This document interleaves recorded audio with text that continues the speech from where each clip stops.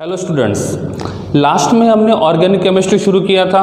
पहला टॉपिक देखा था चैप्टर 10 हेलो एल्केन और हेलो अरीन शुरू किया था। स्टार्टिंग में हमने ये देखा था कि हेलो एल्केन और हेलो अरीन्स बनेंगे कैसे, और साथ में हमने उनका इंट्रोडक्शन देखा था कि किस प्रकार से एल्केन का एक हाइड्रोजन रिमूव करके हम वहाँ पे हैलोजन को लगाते हैं और इस प्रकार से हाइड्रोकार्बन के डेरिवेटिव्स बनाते हैं। और साथ में हमने हाइड्रोकार्बन जो भी होते हैं उनके डेरिवेटिव्स जो है उनका क्लासिफिकेशन देखा था।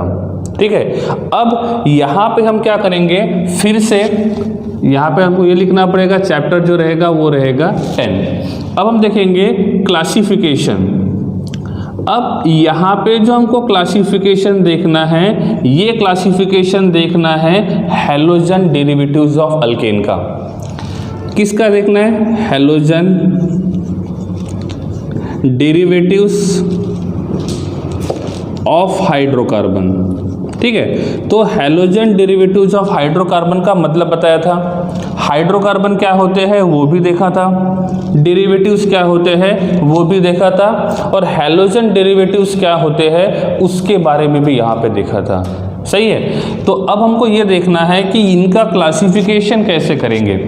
ये जो क्लासिफिकेशन है ये आता है नेचर ऑफ हैलोजन के ऊपर। किसके ऊपर? Nature of halogen. मतलब यहाँ पे हम जो हैलोजन लगाने वाले हैं किस पे? हाइड्रोकार्बन पे। तो उसका नेचर क्या रहेगा, वो किस कार्बन को डायरेक्टली अटैच रहेगा और किस प्रकार से वो अटैच रहेगा।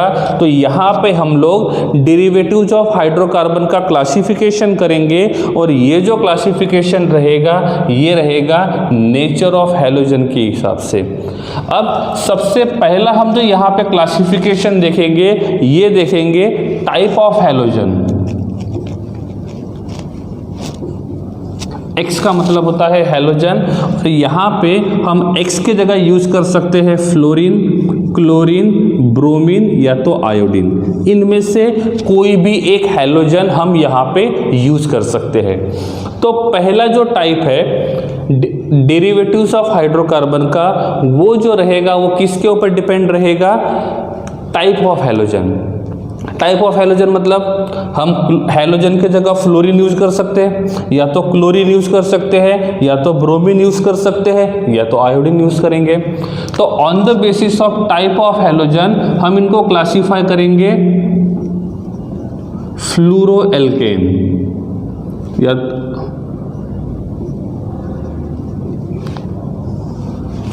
क्या करेंगे? फ्लोरोएल्केन। इफ हम यहाँ पे हैलोजन की जगह क्लोरीन यूज करेंगे तो इसको हम बोलेंगे क्लोरोएल्केन। इफ हम यहाँ पे ब्रोमीन यूज करेंगे तो इसको बोलेंगे हम लोग ब्रोमोअल्केन। और इफ हम यहाँ पे आयोडीन यूज करेंगे तो हम इसको बोलेंगे आयोडोअल्केन। तो classification of halogen derivatives of hydrocarbon, यहाँ पे हम लोग उसका क्लासिफिकेशन जो करेंगे वो on the basis of type of halogen करेंगे। इफ वहाँ पे हैलोजन फ्लोरीन होता है तो वो फ्लूरो डेरिवेटिव रहेगा।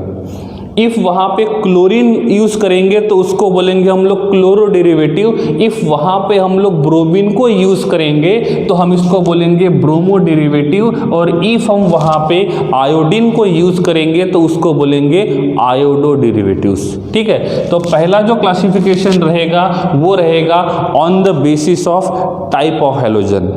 ठीक है, टाइप ऑफ हैलोजन मतलब हैलोजन जो रहेगा वो किस प्रकार से रहेगा। दूसरा जो क्लासिफिकेशन रहेगा हाइड्रोकार्बन का वो रहेगा नंबर ऑफ हैलोजन्स के ऊपर। किसके ऊपर? Number of halogens. अब यहाँ पे नंबर ऑफ हैलोजन्स का मतलब क्या होता है? एग्जाम्पल के लिए मैं बोलता हूँ कि मैंने यहाँ पे लिखा है C3, या तो मैं यहाँ पे यूज करता हूँ C2H6। क्या यूज करता हूँ? C2H6। ये हमारा हाइड्रोकार्बन है, और इस हाइड्रोकार्बन का हमने एक हाइड्रोजन रिमूव किया। कितना हाइड्रोजन? एक। तो ये बन जाएगा carbon attach to carbon, 1 hydrogen, 2nd hydrogen, 3rd hydrogen, 4th hydrogen, 5th hydrogen and 6th hydrogen. तो इस प्रकार से इसके पास 6 हाइड्रोजन है। क्लियर? अब क्या होता है, हमने इस C2H6 का स्ट्रक्चर यहाँ पे ड्रॉ किया। क्लासिफिकेशन किसके हिसाब से है? Number of halogen. Number of halogen का मतलब होता है कितने हैलोजन हमने यूज किए। अब मैं क्या करता हूं, इस हाइड्रोकार्बन मॉलिक्यूल को का एक हाइड्रोजन रिमूव करता हूं और यहां पे एक हैलोजन ऐड करता हूं, तो ये बन जाएगा हैलोजन डेरिवेटिव्स, सही है ना। तो हम इसको बोल सकते हैं कि ये हैलोजन डेरिवेटिव रहेगा। अब इस हैलोजन डेरिवेटिव में देखेंगे तो टोटल कितने हैलोजन है?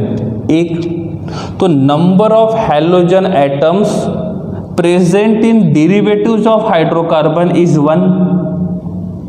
तो नंबर 1 हुआ ना। तो on the basis of number of halogen, जब वहां पे एक ही हैलोजन प्रेजेंट रहेगा तो उसको बोलेंगे मोनो हैलोजन डेरिवेटिव। क्या बोलेंगे? Mono halogen derivative. ठीक है। Why it is called as mono halogen? क्योंकि इस हाइड्रोकार्बन के पास एक ही हैलोजन है। हमने क्या किया, इस हाइड्रोकार्बन के यहाँ पे कौन था? हाइड्रोजन था। अब मैंने इस हाइड्रोकार्बन में से 2 हाइड्रोजन रिमूव कर दिए। क्या कर दिए? 2 हाइड्रोजन रिमूव कर दिए। तो अब इस हाइड्रोकार्बन के पास कितने वैकेंसी है? 2 वैकेंसी। तो मैं यहाँ पे कितने हैलोजन ऐड कर सकता हूँ? 2। तो एक हैलोजन यहाँ पे रहेगा, दूसरा हैलोजन यहाँ पे रहेगा, सही है ना। तो total number of halogen atoms present here 2। तो नंबर ऑफ हैलोजन एटम्स कितने हैं? 2। और जब नंबर ऑफ हैलोजन एटम्स 2 रहेंगे तो इसको बोलेंगे हम लोग डाई हैलोजन डेरिवेटिव। क्या बोलेंगे? डाई हैलोजन डेरिवेटिव, सही है ना। अब ये जो डाई हैलोजन डेरिवेटिव होता है, इस डाई हैलोजन डेरिवेटिव में 2 पॉसिबिलिटी है। या तो ये हैलोजन दोनों सेम कार्बन पे रहेंगे, या तो दूसरा पॉसिबिलिटी क्या है, कार्बन अटैच टू कार्बन, हर कार्बन के पास 3-3 वैकेंसी रहेगी, hydrogen hydrogen hydrogen hydrogen hydrogen hydrogen. ये तो सिंपल हाइड्रोकार्बन हुआ। हमको इसका डेरिवेटिव बनाना है, और वो भी कौन सा डेरिवेटिव? कितने हैलोजन से? 2। तो मैंने एक हाइड्रोजन राइट साइड के कार्बन का रिमूव किया और एक हाइड्रोजन लेफ्ट साइड के कार्बन का रिमूव किया, सही है। यहाँ पे दोनों के दोनों हाइड्रोजन मैंने कहाँ से रिमूव किए? राइट साइड के कार्बन से, सही है। अब यहाँ पे मैंने दोनों के दोनों हैलोजन सेम कार्बन से रिमूव किया, तो दोनों के दोनों हैलोजन जो रहेगा वो सेम कार्बन पे ऐड करेंगे। इसमें देखेंगे तो दोनों के दोनों हाइड्रोजन एडजेसेंट कार्बन से रिमूव किए हैं, तो एडजेसेंट कार्बन के ऊपर एक एक वैकेंसी है। तो यहाँ पे मैंने एक हैलोजन लगा दिया, यहाँ पे मैंने दूसरा हैलोजन लगा दिया, सही है। तो यहाँ पे भी 2 हैलोजन है, तो इसको भी बोलेंगे डाई हैलोजन डेरिवेटिव, सही है। यहाँ पे भी 2 हैलोजन प्रेजेंट है, तो इसको भी हम बोलेंगे डाई हैलोजन डेरिवेटिव्स, सही है। अब दोनों में डिफरेंस क्या है? इस डाई हैलोजन डेरिवेटिव्स में दोनों हैलोजन सेम कार्बन पे है, यहाँ पे देखेंगे तो वहाँ पे दोनों के दोनों हैलोजन एडजेसेंट कार्बन पे है। जब ये दोनों के दोनों सेम कार्बन पे रहेंगे तो इस डाई हैलोजन को बोलेंगे हम लोग geminal dihalide. Why it is called as dihalide? क्योंकि यहाँ पे 2 हैलोजन प्रेजेंट है, और जब दोनों के दोनों हैलोजन सेम कार्बन पे होते हैं, दोनों के दोनों हैलोजन सेम कार्बन पे होते हैं, तो उसको बोलेंगे जेमिनल डाइहैलाइड। इसमें देखेंगे तो ये भी डेरिवेटिव ऑफ हाइड्रोकार्बन ही है, लेकिन यहाँ पे दोनों के दोनों हैलोजन जो है, ये दोनों के दोनों हैलोजन एडजेसेंट कार्बन पे है। तो जब दोनों के दोनों हैलोजन एडजेसेंट कार्बन पे होते हैं तो ऐसे डाइहैलाइड को बोलते हैं विसिनल डाइहैलाइड।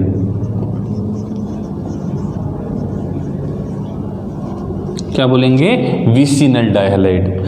तो डाई हैलोजन डेरिवेटिव्स मतलब डाइहैलाइड को और 2 पार्ट में क्लासिफाई कर दिया। एक को बोला हमने जेमिनल और दूसरों को बोला हमने विसिनल। ये दोनों जो होते हैं वो डिपेंड करता है कि दोनों हैलोजन एट सेम कार्बन पे अटैच्ड है या एडजेसेंट कार्बन पे अटैच्ड है, ठीक है। तो ये था हमारा डाई हैलोजन डेरिवेटिव। इफ हम ये मान के चलते हैं कि यहाँ पे total number of halogen atoms हमने 3 लगा दिए, तो एक और मैंने क्या कर दिया, हाइड्रोजन रिमूव कर दिया, यहाँ पे हैलोजन लगा दिया, तो यहाँ पे इस हाइड्रोकार्बन में total number of halogen atoms कितने हैं, 3, तो इसको हम बोलेंगे ट्राइहैलाइड। पहला था मोनोहैलाइड, उसको हम लोग मोनोहैलाइड भी बोल सकते हैं, दूसरा रहेगा डाइहैलाइड, तीसरा रहेगा ट्राइहैलाइड, 4 रहेगा तो टेट्राहैलाइड, 5 रहेगा तो पेंटाहैलाइड। इन सब के लिए मैं एक ही टर्म यूज करता हूं जिसको मैं बोलता हूं पॉलीहैलाइड। क्या करेंगे, पॉलीहैलाइड। नहीं समझा, क्लियर। तो on the basis of number of halogen atom, मतलब टोटल नंबर ऑफ कितने हैलोजन एटम्स प्रेजेंट है इस हाइड्रोकार्बन के पास, उसके हिसाब से मोनोहैलाइड, डाइहैलाइड, ट्राइहैलाइड और पॉलीहैलाइड ये क्लासिफिकेशन कर दिया। सही है, तो ये क्लासिफिकेशन किसके हिसाब से था, नंबर ऑफ हैलोजन एटम्स के हिसाब से था। ठीक है, तो 2 टाइप के हमने देख लिए, एक देख लिया टाइप्स ऑफ हैलोजन, दूसरा देख लिया हमने किसके हिसाब से, नंबर ऑफ हैलोजन के हिसाब से। अब हमको एक और क्लासिफिकेशन देखना है, और ये जो क्लासिफिकेशन रहेगा ये रहेगा नेचर ऑफ कार्बन एटम।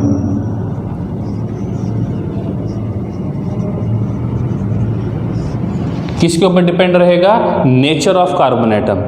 अब यहां पे नेचर ऑफ कार्बन एटम का मतलब क्या होता है, ठीक है। अब नेचर ऑफ कार्बन एटम पढ़ने के लिए हमको थोड़ा सा एक स्ट्रक्चर देखना पड़ेगा, और उसके हिसाब से देखेंगे कि नेचर ऑफ कार्बन एटम का एग्जैक्टली मतलब क्या है।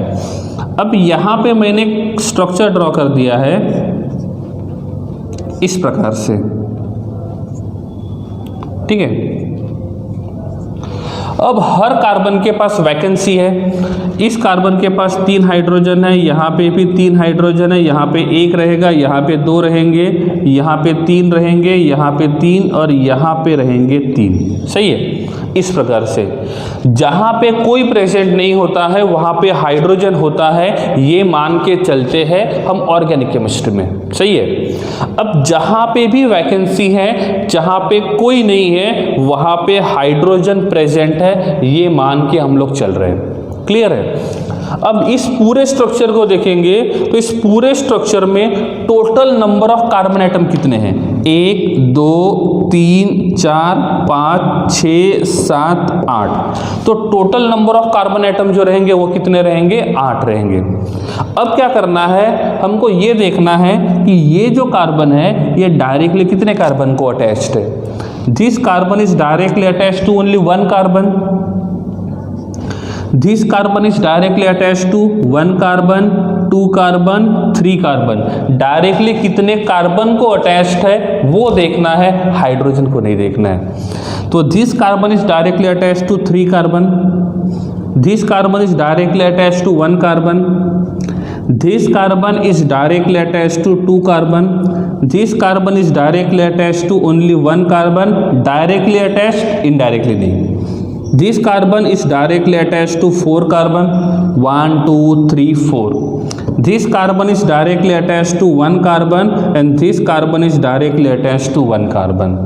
जो कार्बन डायरेक्टली 1 कार्बन को अटैच्ड होता है इसको बोलते हैं हम लोग प्राइमरी कार्बन। क्या बोलेंगे, प्राइमरी कार्बन। और जब हैलोजन एटम प्राइमरी कार्बन को अटैच रहेगा तब हम उसको बोलते हैं प्राइमरी हैलाइड।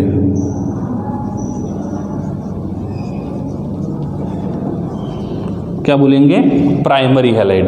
अब प्राइमरी हैलाइड का मतलब क्या होता है, when halogen atom is directly attached to primary halide, primary carbon, sorry.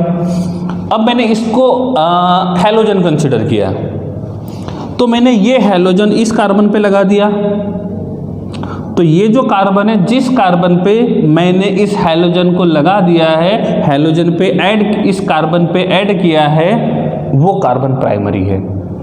तो हम इसको क्या बोलेंगे, प्राइमरी हैलाइड। जब ये हैलोजन इस कार्बन पे अटैच रहेगा तो इस कार्बन को कौन सा कार्बन बोलेंगे, सेकेंडरी। ये बन जाएगा टर्शरी, ये बन जाएगा क्वाटरनरी, सही है ना। तो इस मॉलिक्यूल में देखेंगे तो total number of primary halides carbon कितने हैं, 1 2 3 4 5, तो प्राइमरी कार्बन 5 है, सेकेंडरी कार्बन 1, टर्शरी कार्बन 1 और क्वाटरनरी कार्बन 1। टोटल कार्बन कितने हो गए, 8। तो 8 कार्बन में से 5 कार्बन प्राइमरी, सही है, 1 कार्बन सेकेंडरी, टर्शरी भी एक ही है और क्वाटरनरी भी एक ही है। अब तो on the basis of that हम क्लासिफिकेशन पहला क्या किया था, प्राइमरी हैलाइड। जब वो सेकेंडरी को अटैच रहेगा तो उसको बोलेंगे सेकेंडरी हैलाइड, टर्शरी कार्बन को अटैच रहेगा तो उसको बोलेंगे टर्शरी हैलाइड, और क्वाटरनरी को अटैच रहेगा तो क्वाटरनरी, सही है ना। तो यहाँ पे रहेगा क्वाटरनरी। क्लियर है classification, directly attach to primary, directly attach to secondary, directly attach to tertiary, directly attach to quaternary. मेरे हिसाब से ये पॉसिबल नहीं है। क्यों? क्योंकि क्वाटरनरी कार्बन का मतलब होता है जो डायरेक्टली 4 कार्बन को अटैच्ड है, और कार्बन का वैलेंसी तो 4 ही है, और वैलेंसी 4 रहेगा और चारों वैलेंसी ऑलरेडी दूसरे कार्बन के साथ फुलफिल्ड है, तो वहां पे वैकेंसी नहीं है, और वैकेंसी नहीं रहेगा तो वहां पे हैलोजन ऐड करना पॉसिबल ही नहीं है। सही है। एग्जांपल देखते हैं यहाँ पे, carbon attach to carbon attach to carbon attach to carbon. अब ये जो कार्बन यहाँ पे है वो क्वाटरनरी है, इसके पास एक भी वैकेंसी नहीं है।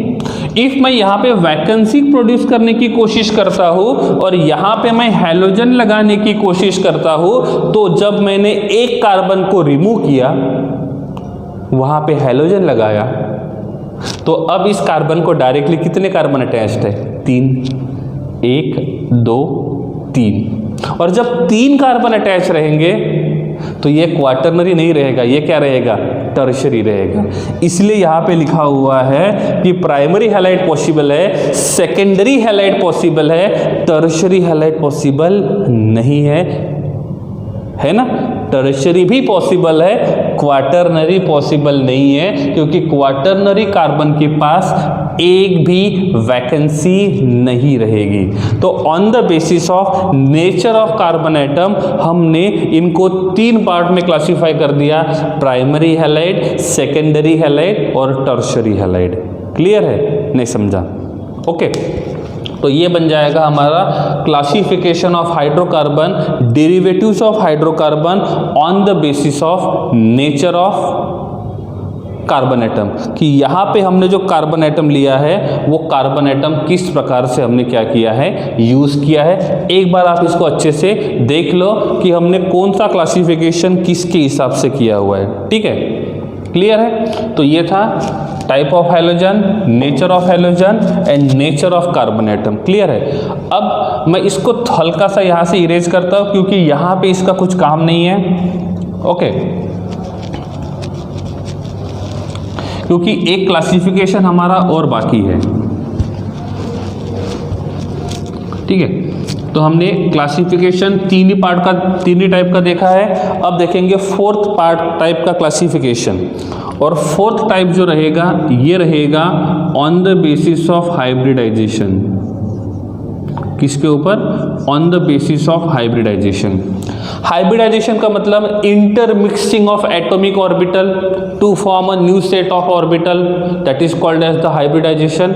लेकिन हाइब्रिडाइजेशन करने के लिए एक बात का ध्यान रहे, जिनको मिक्स कर रहे हैं उनका एनर्जी सिमिलर होना चाहिए। ये सब 11th में पढ़े थे, यहाँ पे हमको फिर से नहीं देखना है। ठीक है, सिर्फ मैंने हाइब्रिडाइजेशन का डेफिनेशन बताया।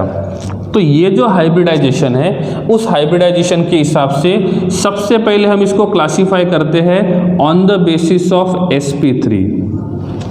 इस हाइब्रिडाइजेशन किसका देखना है, वो भी है हाइब्रिडाइजेशन किसका देखना है? हमको हाइब्रिडाइजेशन देखना है उस कार्बन एटम का जिस कार्बन एटम को हैलोजन डायरेक्टली अटैच्ड है। तो ये CX बॉन्ड जिसके बीच में बनेगा, तो ये C कार्बन, इस कार्बन का हाइब्रिडाइजेशन देखना है। अब ये हाइब्रिडाइजेशन क्या हो सकता है? sp3 हो सकता है, या तो ये क्या हो सकता है?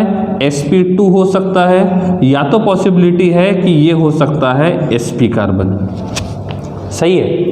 अब on the basis of hybridization सबसे पहले हम लोग इसको क्लासिफाई करेंगे अल्काइल हैलाइड।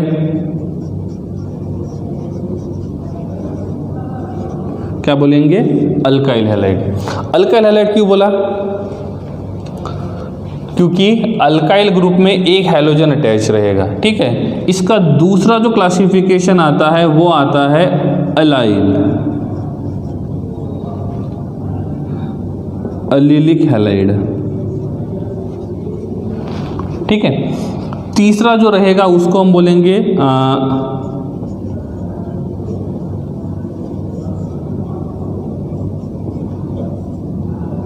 प्रोपागायराइल। क्या बोलेंगे हम लोग इसको? प्रोपागायराइल। ठीक है। और लास्ट वाला जो रहेगा एक है, हाँ, इसको हम बोलेंगे बेंजाइल, बेंजिलिक हैलाइड।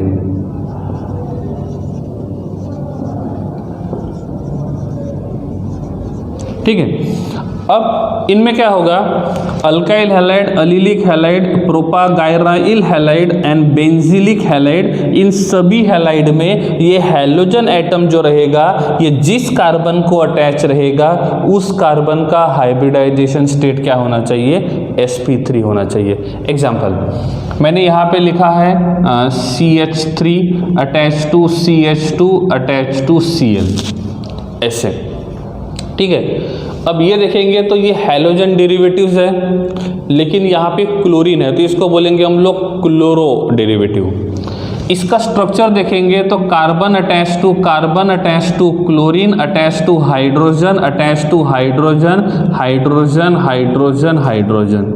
अब रही बात हाइब्रिडाइजेशन की, तो उसके लिए हमको HO काउंट करना होता है। HO का मतलब होता है हाइब्रिड ऑर्बिटल। इसमें होता है number of sigma bond plus pair of electron.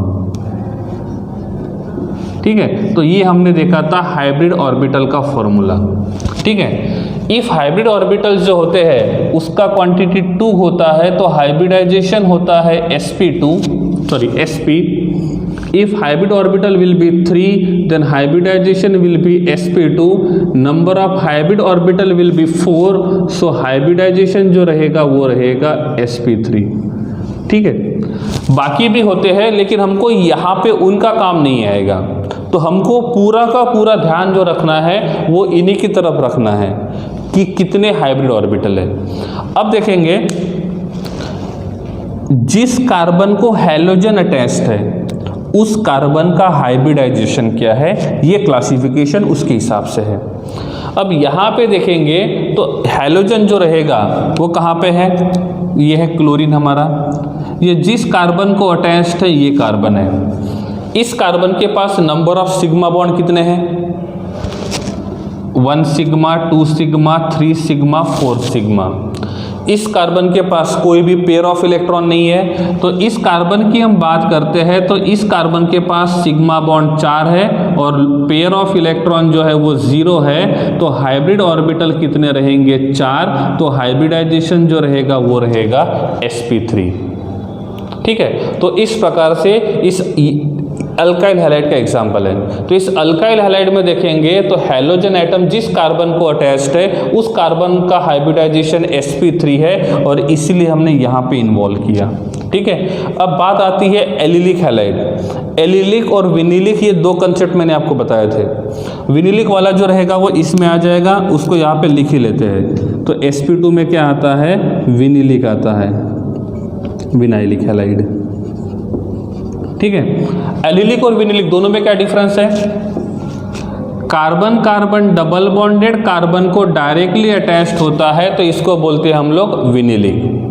फिर क्या होता है? Carbon carbon double bonded carbon को अटैच जो sp3 कार्बन होता है, इस पोजीशन को हम बोलते हैं एलिलिक। क्लियर है? तो हर कार्बन के 4-4 वैलेंसी है, जहां पे कोई प्रेजेंट नहीं है वहां पे हाइड्रोजन है, ये कंसीडर करना है।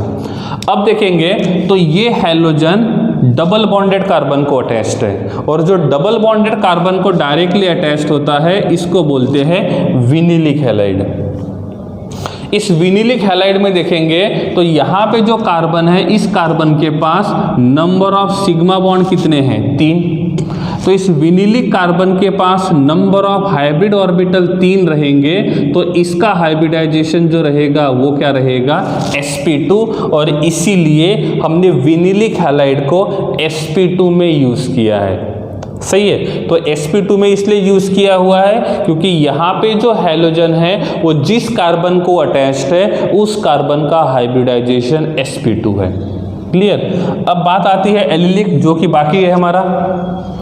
एलिलिक का मतलब होता है डबल बॉन्डेड कार्बन का नेक्स्ट वाला sp3 कार्बन। ठीक है, एक और मैं यहाँ पे लिखता हूँ, carbon carbon double bond, single bond, carbon carbon double bond, 2 sides. देखो हर कार्बन ने अपनी वैलेंसी सेटिस्फाई की है, क्योंकि एक कार्बन 4 बॉन्ड बनाता है, हर एक कार्बन ने 4-4 बॉन्ड बना लिए हैं। सही है? अब देखेंगे कि इन दोनों में डिफरेंस क्या है। यहाँ पे भी हम लोग फ्री साइड दिखा देते हैं। क्लियर है? इसमें क्या होगा कि डबल बॉन्डेड कार्बन का नेक्स्ट वाला कार्बन, इसके पास कितने सिग्मा बॉन्ड है? 1 सिग्मा, 2 सिग्मा, 3 सिग्मा, 4 सिग्मा। तो इसका हाइब्रिडाइजेशन जो रहेगा वो रहेगा sp3। क्या रहेगा? sp3। इसमें देखेंगे डबल बॉन्डेड कार्बन का नेक्स्ट वाला carbon, number of sigma bond जो है वो कितने हैं? 3 है, तो इस कार्बन का हाइब्रिडाइजेशन रहेगा sp2। एलिलिक का मतलब होता है डबल बॉन्डेड कार्बन का नेक्स्ट वाला sp3 carbon, double bonded carbon का नेक्स्ट वाला sp2 कार्बन, तो इसको हम लोग एलिलिक नहीं बोलेंगे। डबल बॉन्डेड कार्बन के पास नेक्स्ट वाला कार्बन sp3 होना चाहिए, तो इसको हम बोलेंगे allylic position. So this position is called as allylic position. इस पोजीशन को हम एलिलिक कंसीडर नहीं करेंगे। अब क्या होता है, इस पोजीशन के ऊपर हैलोजन प्रेजेंट है। देखो ये हैलोजन एलिलिक कार्बन को अटैच्ड है, हम यहाँ पे हैलोजन लगा भी देते हैं तो इस पोजीशन को हम लोग एलिलिक पोजीशन कंसीडर नहीं करते हैं। और जब इसको एलिलिक पोजीशन कंसीडर नहीं करेंगे तो ये एलिलिक में नहीं आएगा। किस में नहीं आएगा? एलिलिक में नहीं आएगा। तो नेक्स्ट होता है एलिलिक हैलाइड। एलिलिक का मतलब होता है डबल बॉन्डेड कार्बन का नेक्स्ट वाला जो sp3 कार्बन होता है, उस कार्बन के पोजीशन को बोलते हैं हम लोग एलिलिक कार्बन। और उस एलिलिक पोजीशन पे कोई हैलोजन प्रेजेंट रहेगा तो उसको बोलेंगे हम लोग एलिलिक हैलाइड। तो अल्काइल हो गया एलिलिक। नेक्स्ट आएगा प्रोपागायरेल। नेक्स्ट क्या आएगा? प्रोपागायरेल। ठीक है, प्रोपागायरेल यहाँ पे, हाँ ऐसा है। ठीक है, इसका मतलब क्या होता है? एलिलिक और प्रोपागायरेल सिमिलर आते हैं। एलिलिक में क्या होता है? डबल बॉन्डेड कार्बन का नेक्स्ट sp3, इसमें आता है ट्रिपल बॉन्डेड कार्बन का next sp3। Repeating again, allylic double bonded carbon का नेक्स्ट sp3 कार्बन का position is called as allylic. Triple bonded carbon का next sp3 carbon that position is called as propargyl. सही है? Example, carbon triple bond carbon attach to carbon. सही है? अब इसमें देखेंगे तो यहाँ पे ये ट्रिपल बॉन्ड है, ट्रिपल बॉन्ड के बाद नेक्स्ट वाला जो कार्बन है उस कार्बन के पास 4 सिग्मा बॉन्ड है, तो इसका हाइब्रिडाइजेशन रहेगा sp3। क्या रहेगा? sp3। तो इस पोजीशन को हम बोलेंगे प्रोपागायरेल। और इस पोजीशन पे कोई हैलोजन प्रेजेंट होता है तो इस हैलाइड को बोलेंगे हम लोग प्रोपागायरेल हैलाइड। ठीक है। तो allylic and propargyl both are similar, एक ही डिफरेंस है, एलिलिक में डबल बॉन्ड की नेक्स्ट पोजीशन देखते हैं, तो प्रोपगायरिल में ट्रिपल बॉन्ड की नेक्स्ट पोजीशन देखने का काम करेंगे, ठीक है। तो एक है एलिलिक और दूसरा है प्रोपगायरिल। तीसरा आता है बेंजिलिक पोजीशन। कौन सा आता है? बेंजिलिक। आपने इसको नोट तो किया ही होगा, इसलिए अब मैं इसको इरेज करता हूँ, ठीक है। तो अब हमको यहाँ पे देखना है कि ये बेंजिलिक का मतलब क्या होता है, क्लियर। अब रही बात बेंजिलिक की, तो ये मैंने आपको 11th में बताया था, क्लियर। क्या बताया था 11th में? कि benzene ring, alternate single bond double bond, यहां पे जो कार्बन प्रेजेंट रहेगा, इस कार्बन के पास 3 वैकेंसी है, ठीक है। अब मैंने यहां पे लगा दिया H, H और H, तो इसको बोलते हैं टॉलिन। क्या बोलेंगे? टॉलिन। जब बेंजीन रिंग के पास जो कार्बन डायरेक्टली अटैच्ड है, इनडायरेक्टली नहीं, इनडायरेक्टली वाला भी यहां पे लिख लेता हूं मैं, benzene ring, alternate single bond double bond, यहां पे है H attach to H attach to H। अब हम लोग बात करते हैं डायरेक्टली अटैच ग्रुप की, तो इसमें देखेंगे, so this carbon is directly attached and this carbon is directly attached. तो ये बेंजिलिक जो होता है ये डायरेक्टली अटैच के ऊपर डिपेंड होता है। इफ बेंजीन रिंग को अटैच जो कार्बन अटैच्ड है sp3, उस कार्बन के पास एक वैकेंसी होती है, एक वैकेंसी, तो उसको बोलते हैं बेंजाइल। क्या बोलेंगे? Benzyl, clear. अब मैंने यहां पे हैलोजन लगा दिया, इसको भी हैलोजन लगा दिया, तो इसको बोलेंगे हम लोग बेंजाइल हैलाइड, सही है ना। अब क्या करता हूं मैं, यहां का एक हैलोजन निकाला, एक वैकेंसी रहेगी तो बेंजाइल, 2 वैकेंसी रहेगी तो इसको बोलते हैं बेंजल। क्या बोलेंगे? बेंजल। बेंजाइल का मतलब 1 वैकेंसी, बेंजल का मतलब 2 वैकेंसी, और दोनों पोजीशन पे मैंने हैलोजन लगा दिया, तो इसको बोलेंगे हम लोग बेंजल हैलाइड, या तो बेंजल डाइहैलाइड भी बोल सकते हैं। क्यों? क्योंकि इस बेंजल पोजीशन पे इस 2 हैलोजन प्रेजेंट है। अब मैं क्या करता हूं, इनके तीनों के तीनों हाइड्रोजन रिमूव कर देता हूं, तो यहां पे जो इसका नाम बनेगा, इसका नाम बनेगा बेंजो। क्या बनेगा? बेंजो। तो यहां पे मैंने हैलोजन लगा दिया, और 3 हैलोजन लगाने के वजह से अब इसका नाम बनेगा बेंजो हैलाइड, या तो हम इसको बोलेंगे बेंजो ट्राइहैलाइड, सही है ना। तो benzo trihalide, benzal dihalide and benzyl halide, इन तीनों की बात करेंगे तो यहां पे जो कार्बन है, इस कार्बन का हाइब्रिडाइजेशन क्या रहेगा? काउंट करते हैं, this is 1 sigma, 2 sigma, 3 sigma, 4 sigma. इस कार्बन के पास नंबर ऑफ सिग्मा बॉन्ड 4 है, तो इस कार्बन का हाइब्रिडाइजेशन रहेगा sp3, इसी कैटेगरी में आ गया है। नहीं समझा? तो यहां पे भी हमने देखा कि हाइब्रिडाइजेशन क्या है, sp3 है, तो sp3 में मैंने यहां पे बेंजिलिक ही लिखा है, लेकिन हम तीनों को लिख सकते हैं benzyl, benzal, benzo. Benzene ring को जो कार्बन अटैच्ड है उसके पास एक ही वैकेंसी है तो बेंजाइल, 2 वैकेंसी रहेगा तो बेंजल, और 3 वैकेंसी रहेगा तो benzo. Clear? Benzyl halide, benzal dihalide आएगा क्योंकि 2 हैलोजन रहेंगे, और बेंजो में 3 हैलोजन रहेंगे तो वो रहेगा बेंजो ट्राइहैलाइड। नहीं समझा? ठीक है। तो ये था हमारा बेंजिलिक हैलाइड। और अभी तक हमने जितने भी एग्जाम्पल देखे, ये क्लासिफिकेशन देख रहे हैं हाइब्रिडाइजेशन के हिसाब से। किसका हाइब्रिडाइजेशन? जिस कार्बन को हैलोजन डायरेक्टली अटैच्ड है, सही है ना। जिस कार्बन को हैलोजन डायरेक्टली अटैच्ड है। अब मैं इसी की बात करता हूँ, ये जो यहाँ पे बेंजिलिक ड्रॉ किया है ना उसकी, तो ये बेंजीन रिंग है, alternate single bond double bond है, यहाँ का एक कार्बन निकाल के क्लोरीन लगा दिया, हैलोजन लगा देते हैं, कोई बात नहीं, नो कन्फ्यूजन, ठीक है। प्रॉपरली हमने यहाँ पे डबल बॉन्ड ड्रॉ कर लिए है, क्लियर। अब देखो, इसमें हैलोजन जिस कार्बन को अटैच्ड है वो sp3 है, हैलोजन जिस कार्बन को अटैच्ड है उसका hybridization formula sigma bond plus pair of electron. ये जो कार्बन है इस कार्बन के पास 1 sigma 2 sigma 3 sigma and pi.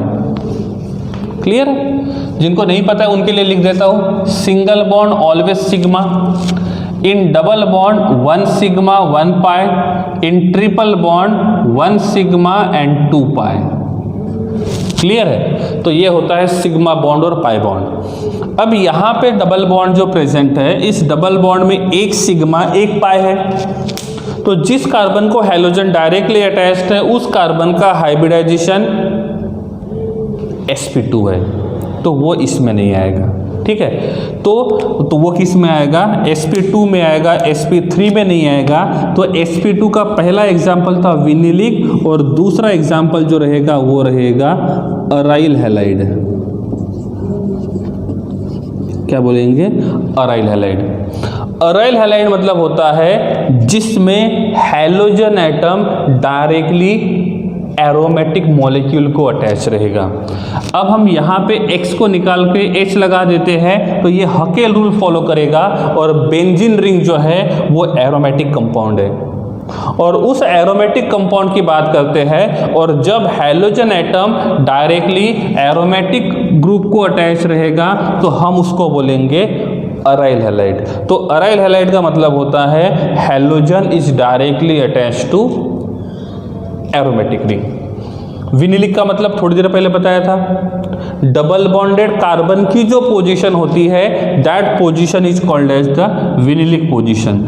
Example देख ही लेते हैं, कार्बन कार्बन डबल बॉन्ड, यहाँ पे हैलोजन लगा दिया इस प्रकार से।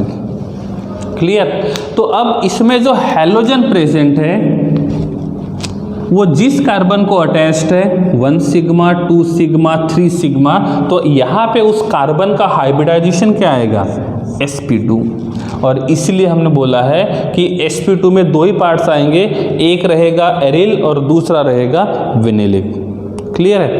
तीसरा जो रहेगा वो रहेगा sp में क्या होगा? 2 ही हाइब्रिड ऑर्बिटल रहेंगे। तो यहाँ पे जो हैलाइड आएगा हम उसको बोलेंगे अल्काइनाइल हैलाइड। क्या बोलेंगे? अल्काइनाइल हैलाइड। कैसे? लास्ट में मैंने आपको एल्कीन और अल्काइल इन तीनों के बारे में बताया था। तो एल्केन जो होता है जब उसके पास वैकेंसी होती है तो ये ANE को रिलीज करता है और वहाँ पे YL लगता है, तो ये बन जाता है एल्काइल। एल्कीन की बात करते हैं तो एल्कीन जब तो ANE रिलीज करता है, ये ओनली E रिलीज करता है और वहाँ पे YL लगाते हैं, तो ये बन जाता है अल्काइनाइल। जब बात करते हैं अल्काइन की तो ये एल्काइन E को रिलीज करता है, वहाँ पे YL लगाता है, तो इसका नाम बनेगा अल्काइनाइल।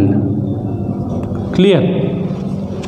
तो यहाँ पे अल्काइनाइल हैलाइड लिखा हुआ है, मतलब कार्बन कार्बन ट्रिपल बॉन्ड रहेगा और ट्रिपल बॉन्डेड कार्बन का हाइड्रोजन रिमूव करेंगे। Carbon triple bond carbon attach to carbon. अब यही मान के चलते हैं कि जहाँ पे कोई प्रेजेंट नहीं है वहाँ पे हाइड्रोजन प्रेजेंट है। अब क्या किया? हाइब्रिडाइजेशन फाइंड करते हैं। इस कार्बन के पास सिग्मा बॉन्ड 1 2, तो hybridization will be sp। This carbon hybridization sp और इस कार्बन का हाइब्रिडाइजेशन रहेगा sp3। सही है? अब क्या करना है?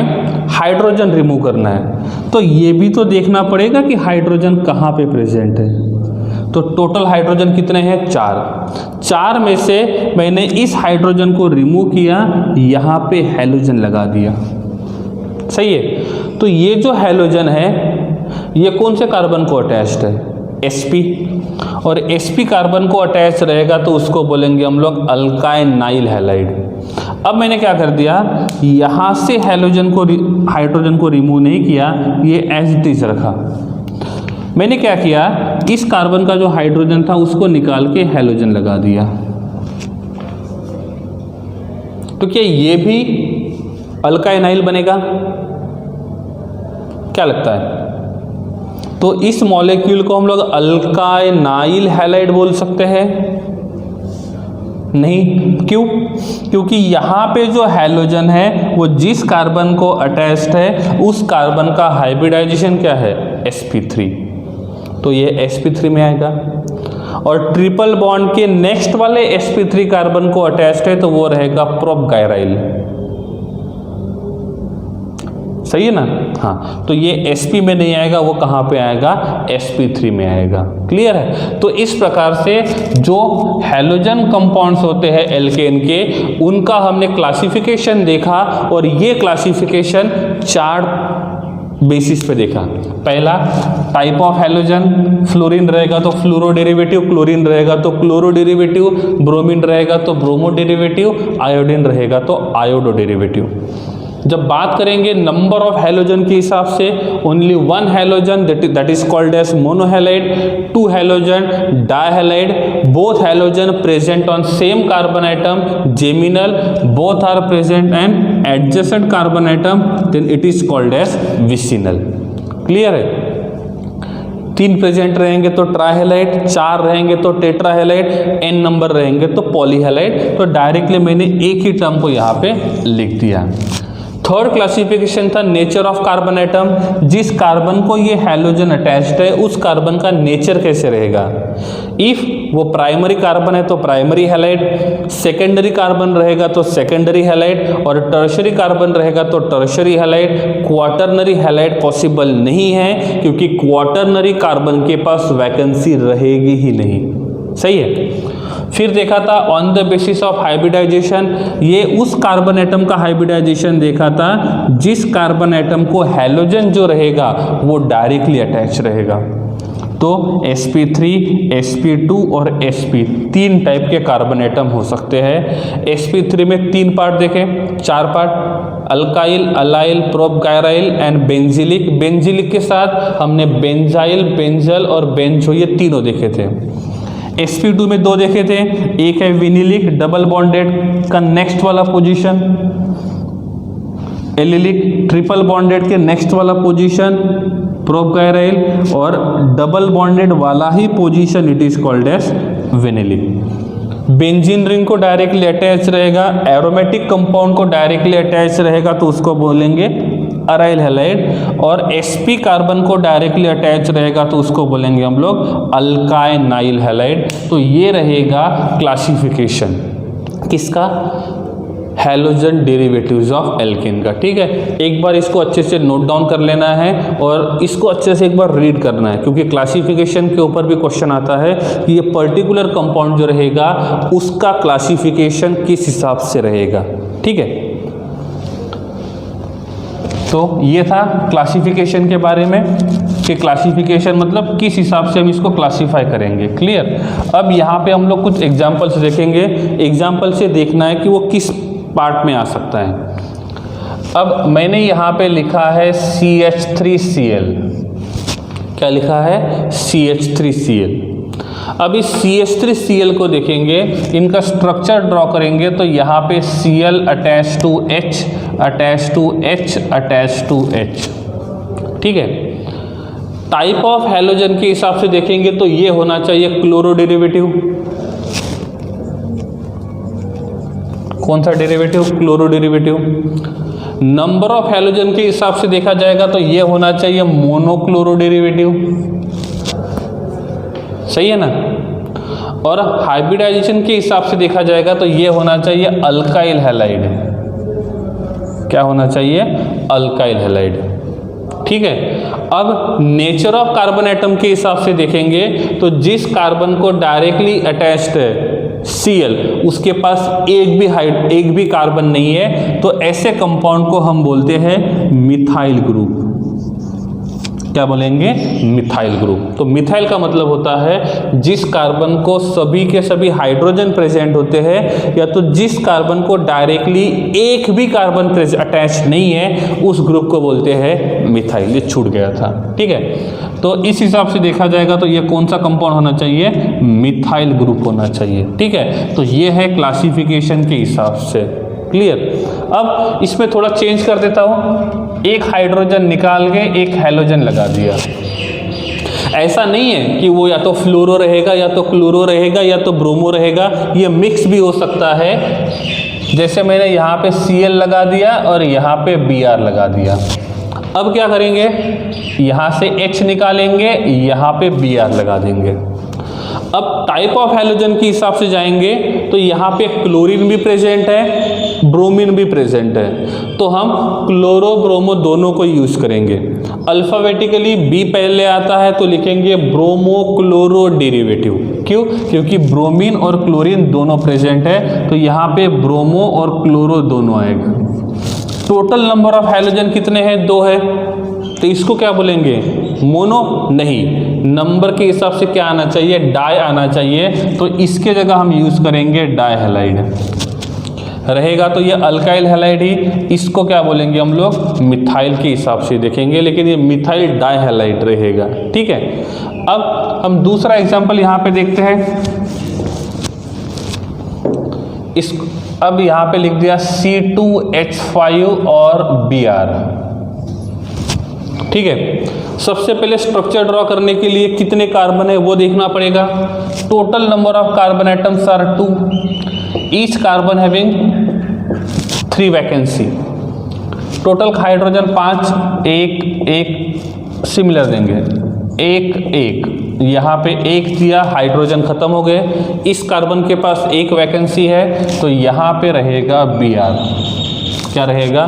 Br। इसमें देखेंगे तो एक ही हैलोजन प्रेजेंट है, तो ये रहेगा ब्रोमो डेरिवेटिव। इसके हिसाब से देखेंगे तो ये होना चाहिए मोनोहैलाइड। इसके हिसाब से देखेंगे तो ये होना चाहिए प्राइमरी, क्योंकि हैलोजन जिस कार्बन को अटैच्ड है उस कार्बन को डायरेक्टली एक ही कार्बन प्रेजेंट है, तो इस कार्बन को बोलेंगे प्राइमरी, तो ये रहेगा।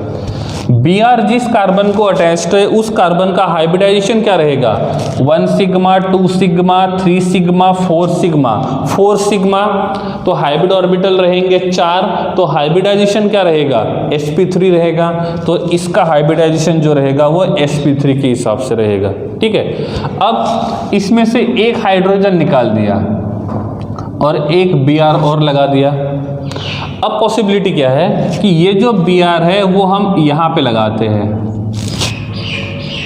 तो डाइब्रोमो, डाइहैलाइड के 2 पार्ट है, एक जेमिनल और दूसरा विसिनल। अब ये दोनों के दोनों ब्रोमीन सेम कार्बन पे प्रेजेंट है, तो ये होना चाहिए जेमिनल डाइहैलाइड। सही है। अब बात करते हैं यहाँ पे, तो ये नहीं आएगा। हाँ, नेचर ऑफ कार्बन एटम के हिसाब से देखेंगे तो ये जिस कार्बन को अटैच्ड है उस कार्बन को डायरेक्टली एक ही कार्बन प्रेजेंट है, अटैच्ड है, तो इसको बोलेंगे हम लोग प्राइमरी। इसके हिसाब से जाएंगे तो sp3 आएगा। अब मैं बोलता हूँ कि मैंने इस यहाँ से एक हाइड्रोजन रिमूव किया था, तो दोनों कार्बन से हमने एक हाइड्रोजन रिमूव किया था, तो अभी भी ये ब्रोमो ही है। डाई ब्रोमो बोल सकते हैं क्योंकि 2 ब्रोमीन प्रेजेंट है, लेकिन दोनों के दोनों ब्रोमीन कहाँ पे है? एडजेसेंट पोजीशन पे प्रेजेंट है, और जो एडजेसेंट पे प्रेजेंट रहेंगे उसको हम बोलेंगे विसिनल डाइहैलाइड। क्या बोलेंगे? विसिनल। क्लियर है। और इस प्रकार से ये आएगा विसिनल। इसमें देखेंगे तो दोनों के दोनों प्राइमरी कार्बन को अटैच्ड है, और हाइब्रिडाइजेशन देखेंगे तो क्या आएगा? sp3 इस हिसाब से ही आएगा। ठीक है, तो ये रहेगा इनका क्लासिफिकेशन। या तो हम ये बोल सकते हैं कि उस पर्टिकुलर हैलोजन में किस प्रकार के कार्बन एटम को वो हैलोजन डायरेक्टली अटैच रहेगा। सही है, तो इस प्रकार से ये रहेगा क्लासिफिकेशन। तो क्लासिफिकेशन जो था वो हमारा सेकंड टॉपिक था। क्लासिफिकेशन क्या था? हमारा सेकंड टॉपिक। अब हम यहाँ से देखेंगे हमारा थर्ड टॉपिक, और थर्ड जो टॉपिक रहेगा वो रहेगा नॉमेनक्लेचर। नॉमेनक्लेचर 2 पार्ट में होता है, एक होता है कॉमन नॉमेनक्लेचर, तो दूसरा रहेगा IUPAC नॉमेनक्लेचर। कॉमन नॉमेनक्लेचर के लिए पर्टिकुलर ऐसे कोई रूल्स नहीं होते हैं, लेकिन IUPAC नॉमेनक्लेचर के लिए रूल्स होते हैं जो हमने 11th स्टैंडर्ड में पढ़े थे, कि वो रूल्स जो रहेंगे वो किस प्रकार से हम लोग क्या करेंगे? यूज करेंगे। ठीक है, नॉमेनक्लेचर जो हमारा रहेगा थर्ड टॉपिक।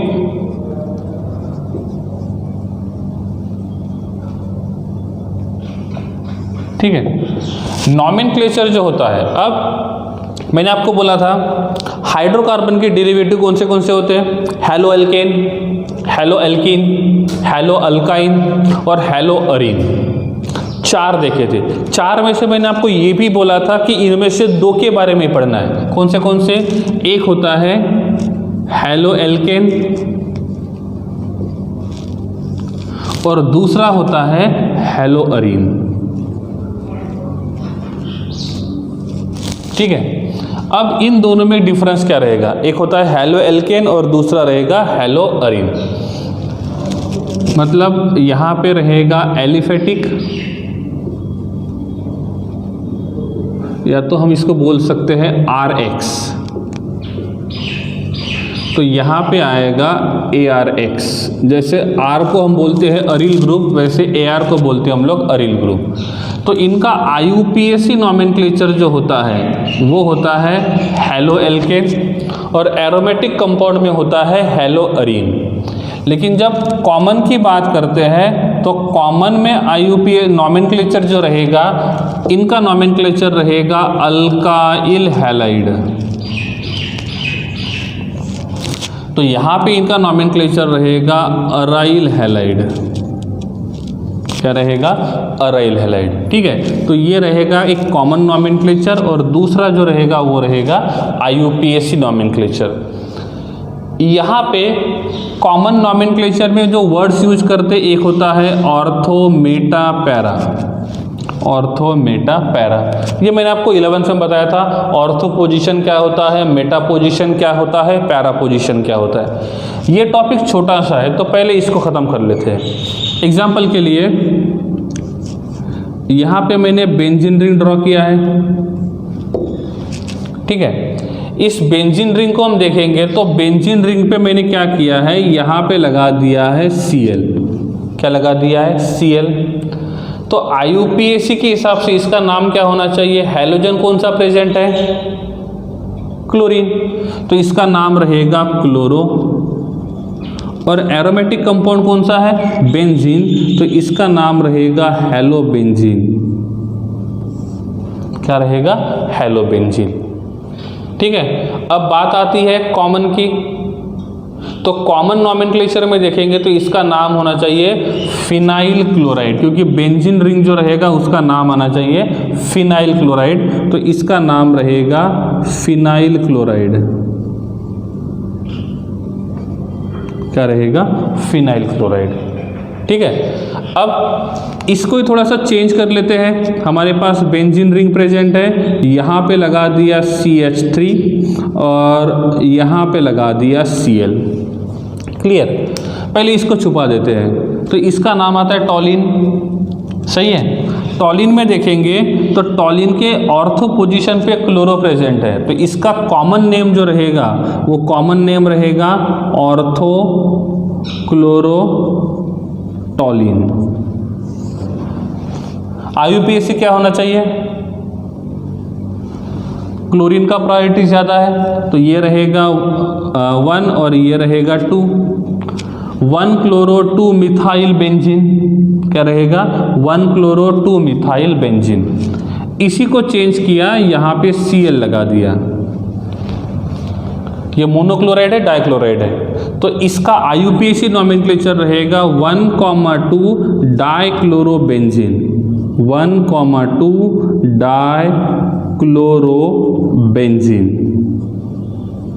ये रहेगा इसका IUPAC नॉमेनक्लेचर। क्लियर? कॉमन में क्या रहेगा, ऑर्थो डाई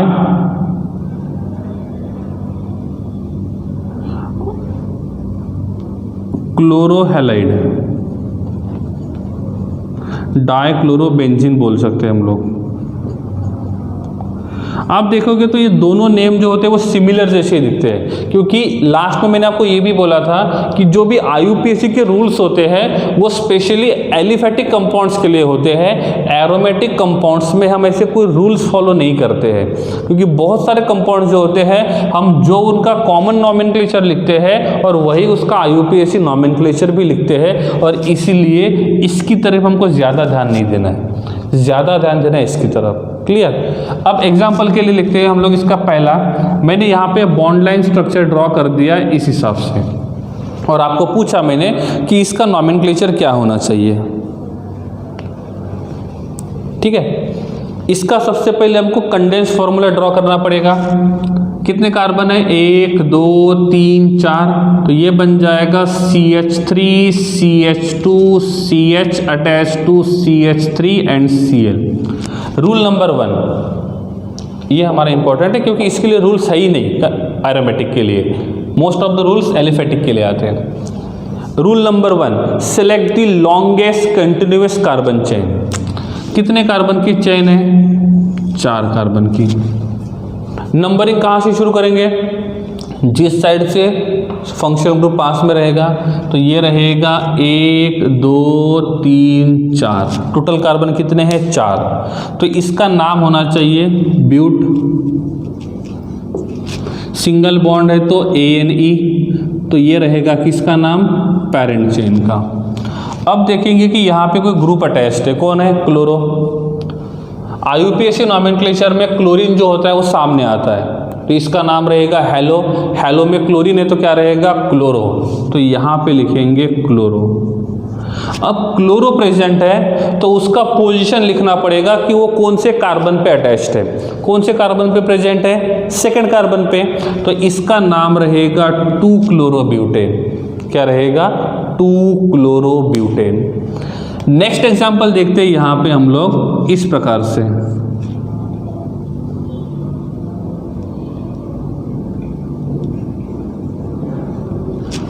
क्लियर। अब देखेंगे तो इसमें सबसे पहले हमको total number of carbon atom देखने पड़ेंगे। कितने हैं, 1 2 3 4 5, सही है। इसका फॉर्मूला रहेगा condense formula CH2 double bond C attach to Br attach to CH2 attach to CH2 attach to CH3, सही है। सबसे पहले कितने कार्बन है वो देखेंगे और मैक्सिमम कार्बन को पेरेंट चेन में इंक्लूड करेंगे। तो select the longest continuous carbon chain. कितने कार्बन, नंबरिंग करेंगे। डबल बॉन्ड का प्रायोरिटी हैलोजन से ज़्यादा होता है, तो डबल बॉन्ड लेफ्ट साइड में, हैलोजन भी लेफ्ट साइड में ही है, तो first carbon, second carbon, third carbon, fourth carbon, fifth carbon, कितने कार्बन हो गए, 5 कार्बन, सही है। तो इसका नाम आना चाहिए पेंट। डबल बॉन्ड प्रेजेंट है, कौन से कार्बन से शुरू हो रहा है, फर्स्ट कार्बन से, तो ये रहेगा पेंट-1- इन। ये किसका नाम है, पेरेंट चेन का। किसी किसी बुक में इसका नाम होगा 1-पेंटीन। क्या नाम रहेगा, 1-पेंटीन, या तो पेंट-1- भी लिख सकते हो। ये पोजीशन लिखा हुआ नहीं है तो 1 ही होता है। अब बात करते हैं Br की। अब Br जो है वो सेकंड कार्बन को प्रेजेंट है, तो इसका नाम रहेगा 2-ब्रोमो। क्या रहेगा, 2-ब्रोमो, तो इसका पूरा नाम रहेगा 2-ब्रोमो पेंट-1- इन। क्लियर। अब इस सेकंड स्ट्रक्चर का ही थोड़ा सा मॉडिफिकेशन करते हैं, और थर्ड वाले स्ट्रक्चर में थोड़े मॉडिफिकेशन के साथ मैं यहाँ पे लिखता हूँ क्लोरीन, सॉरी ब्रोमीन ही लिखता हूँ, Br, सही है। अब इसमें हम देखते हैं तो टोटल कार्बन कितने हैं, ये डबल बॉन्ड यहाँ तक पूरा है, क्लियर।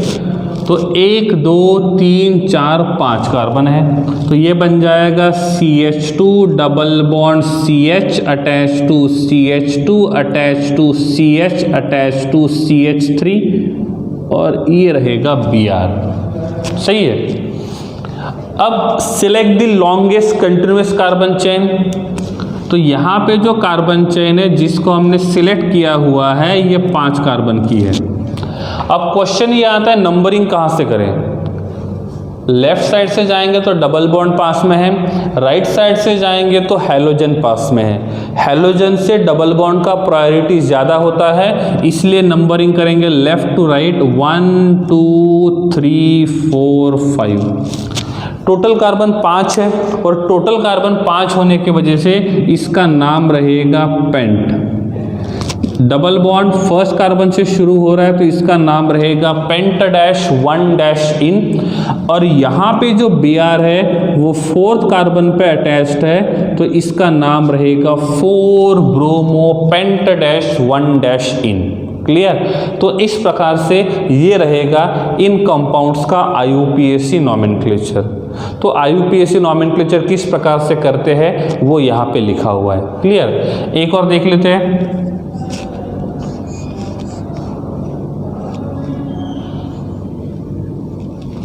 ठीक है, इस प्रकार से ये हमारा बॉन्ड लाइन फॉर्मूला है। अब इस बॉन्ड लाइन फॉर्मूला को सबसे पहले हम लोग क्या करेंगे, कंडेंस फॉर्मूला में कन्वर्ट करेंगे। तो क्या बनेगा, CH3 CH double bond CH attach to CH2 CH attach to CH3 attach to Cl। Clear है? इस प्रकार से, एक मिनट थोड़ा छोटा लिखते हैं इसको। तो ये बन जाएगा CH3 CH double bond CH attach to CH2 attach to CH attach to CH3 Cl। Clear? Select the longest continuous carbon chain. तो ये हमारी कार्बन चेन है। अब नंबरिंग दो साइड से कर सकते हैं, या तो राइट साइड से या तो लेफ्ट साइड से। राइट साइड से जाएंगे तो डबल बॉन्ड जो रहेगा, सॉरी लेफ्ट साइड से जाएंगे तो डबल बॉन्ड सेकंड कार्बन से शुरू हो रहा है, और राइट साइड से आएंगे तो Cl भी सेकंड कार्बन पे ही है। तो दोनों साइड से नंबरिंग सेम है, लेकिन डबल बॉन्ड का प्रायोरिटी हैलोजन से ज़्यादा है। तो नंबरिंग लेफ्ट साइड से करेंगे 1 2 3 4 5 6। टोटल कार्बन कितने? 6 कार्बन होने की वजह से इसका नाम रहेगा हेक्स। डबल बॉन्ड है तो इसको बोलेंगे इन। अब डबल बॉन्ड कौन से कार्बन से शुरू हो रहा है? सेकंड कार्बन, तो hex dash 2 dash in. Chlorine है तो इसका नाम रहेगा 5 क्लोरो। क्या नाम रहेगा? 5 क्लोरो। तो इस प्रकार से ये रहेगा इस मॉलिक्यूल का IUPAC नॉमेनक्लेचर। तो एलिफेटिक के लिए हेलो एल्केन, एरोमेटिक के लिए हेलो अरीन, कॉमन में एलिफेटिक के लिए अल्काइल हैलाइड और एरोमेटिक के लिए रहेगा अराइल हैलाइड। ठीक है, तो ये रहेंगे कुछ एग्जांपल्स जिसमें हमने IUPAC नॉमेनक्लेचर देख लिया है। क्लियर है? IUPAC डिटेल्स में हमने 11th में पढ़ा था, इसलिए यहाँ पे हम लोग उतना डिटेल्स में नहीं जाएंगे। ठीक है, मैं कुछ क्वेश्चन यहाँ पे लिखता हूँ, आपको उनका नॉमेनक्लेचर करना है। क्लियर है?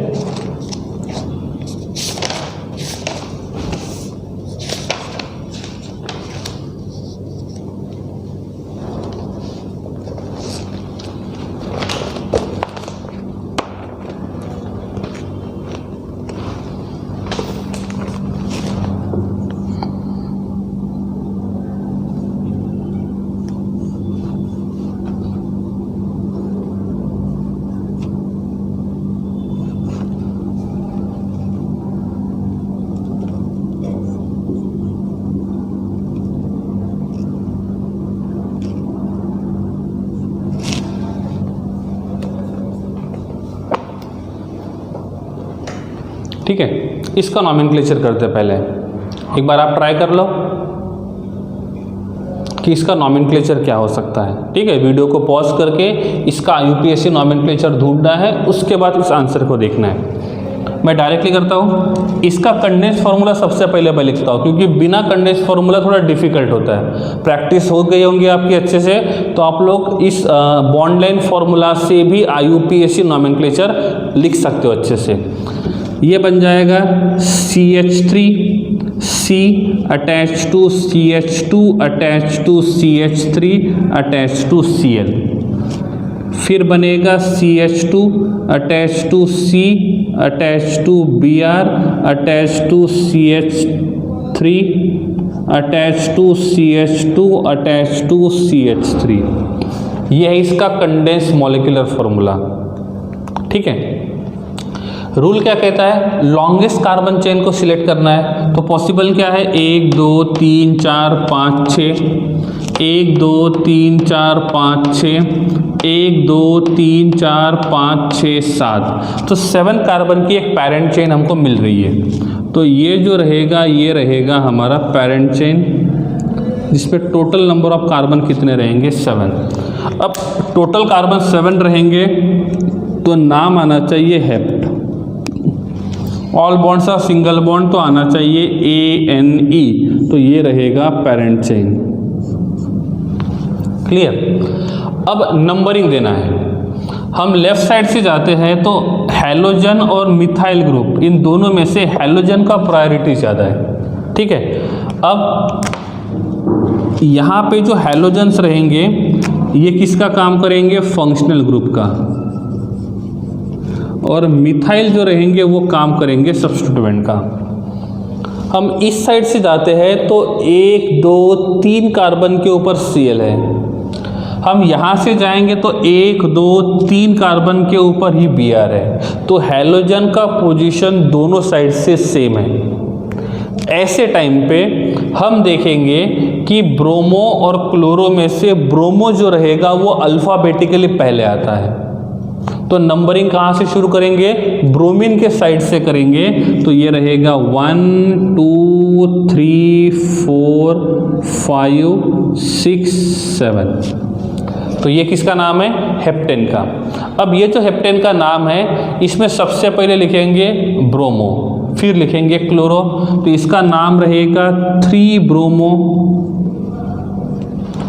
फिर आएगा 5 क्लोरो, फिर आएगा 3,5 डाइमिथाइल, 3,5 डाइमिथाइल। तो ये है हमारा सब्स्टिट्यूएंट और ये दोनों हमारे रहेंगे फंक्शनल ग्रुप। ठीक है, तो इस प्रकार से ये रहेगा इस मॉलिक्यूल का कंप्लीट नॉमेनक्लेचर। आप इसको एक बार अच्छे से देख लो कि आपने जो नॉमेनक्लेचर फाइंड किया था और ये जो नॉमेनक्लेचर मैंने यहाँ पे लिखा है वो दोनों सेम है कि डिफरेंट है। क्लियर। तब तक मैं दूसरा स्ट्रक्चर देता हूँ आपको फाइंड करने के लिए।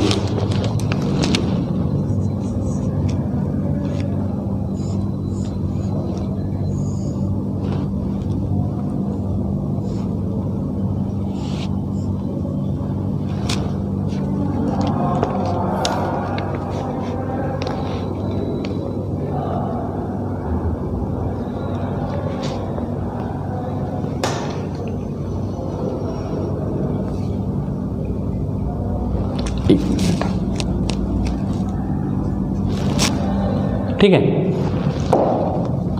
इसके बाद सबसे पहले आपको वीडियो पॉज करके इसका नॉमेनक्लेचर करना है, फिर इस आंसर को देखना है। इसको डायरेक्टली हम देखेंगे तो यहाँ पे रहेगा CH3 और यहाँ पे रहेगा CH3।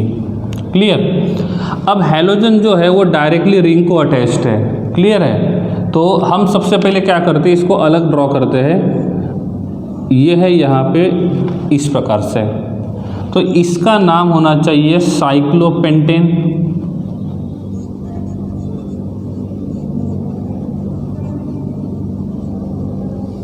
सही है।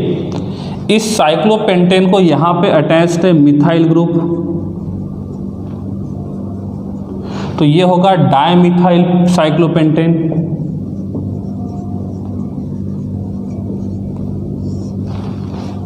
साथ में यहाँ पे Cl प्रेजेंट है, तो ये रहेगा क्लोरो। सही है ना।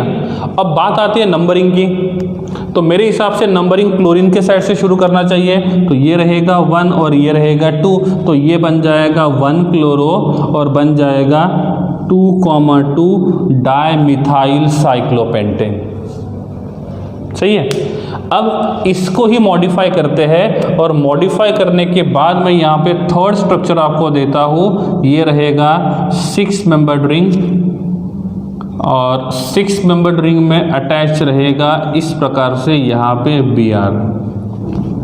इसका नॉमेनक्लेचर आपको करना है। ठीक है, ये देखना है। इसके बाद ये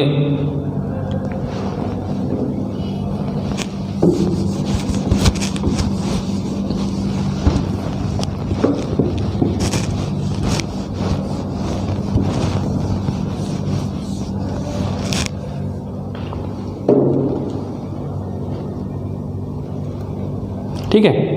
अब इसमें देखेंगे तो इसका कंडेंस फॉर्मूला ड्रॉ करते पहले। रिंग तो एज इट इज देखेंगे हम लोग, 6 कार्बन का रिंग है। इसको बेंजीन नहीं बोलेंगे, इसको साइक्लोहेक्सेन बोलेंगे।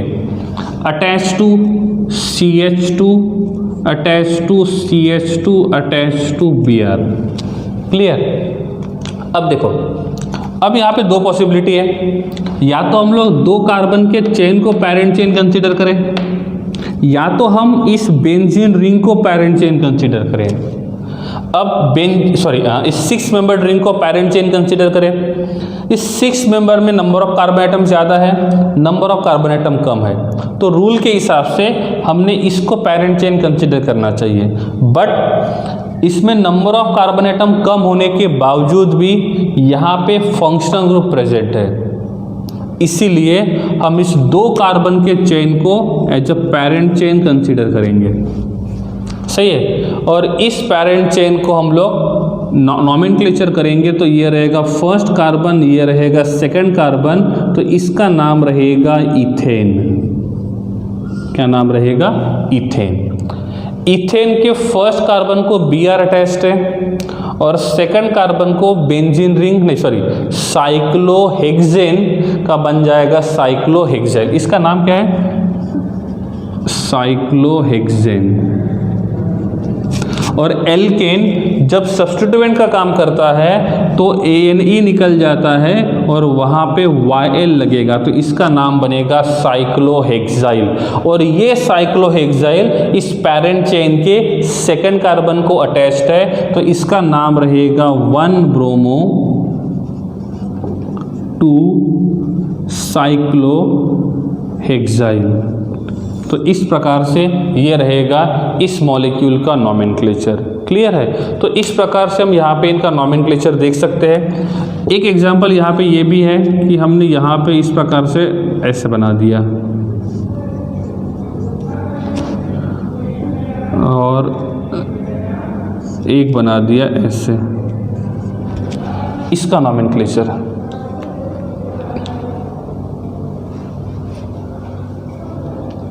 ठीक है। वैसे ही करना है, वीडियो को पॉज करना है, खुद ट्राई करना है, उसके बाद वीडियो फिर से स्टार्ट करके इसका नॉमेनक्लेचर देखना है। अब मेरे हिसाब से इसका नॉमेनक्लेचर जो है वो 2 पॉसिबिलिटी है, 1 2 3। हम इधर से जाएंगे तो 1 2 3 दोनों साइड से सेम ही आ रहा है, तो इसका नॉमेनक्लेचर होना चाहिए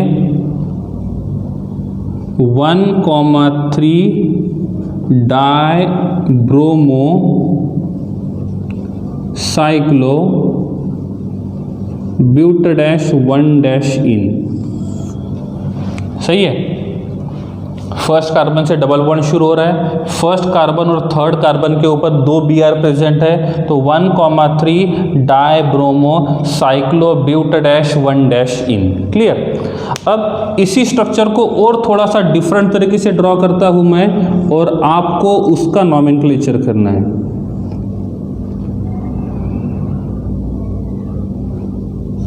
एक Br यहां पे लगाया और दूसरा Br यहां पे लगाया। अब आपको देखना है कि इसका IUPAC नॉमेनक्लेचर क्या है।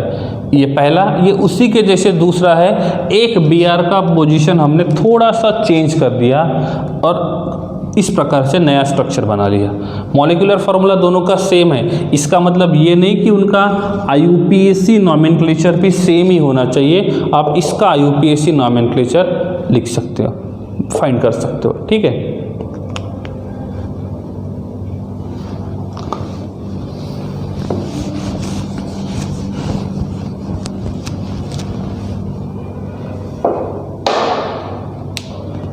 हो गया। चलो मैं यहाँ पे इसको लिखता हूँ।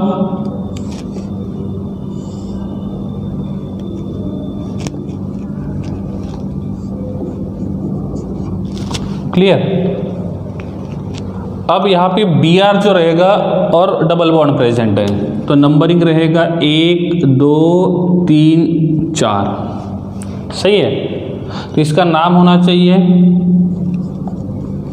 ब्यूट डैश 1 डैश इन, ये पेरेंट चेन। 2 Br प्रेजेंट है, एक फर्स्ट कार्बन पे दूसरा सेकंड कार्बन पे, तो इसका नाम रहेगा 1,2 डाइब्रोमो। सही है, इसको थोड़ा, तो इसका पूरा नाम रहेगा 1,2 dibromo cyclo but dash 1 dash ene. Clear? तो ये रहेगा इसका IUPAC नॉमेनक्लेचर। क्लियर है? नहीं समझा? ये गलत है। क्यों? इफ डबल बॉन्ड के ऊपर सब्स्टिट्यूएंट प्रेजेंट होता है तो नंबरिंग डबल बॉन्ड से ही शुरू करेंगे, और उसके बाद डबल बॉन्ड का नंबरिंग अल्टरनेट आना चाहिए। मतलब डबल बॉन्ड फर्स्ट कार्बन से शुरू हो रहा है तो एंड सेकंड कार्बन पे होना चाहिए। जैसे यहाँ पे फर्स्ट कार्बन से शुरू हुआ था, सेकंड कार्बन पे खत्म हुआ था, तो ये अल्टरनेट नंबर होना चाहिए।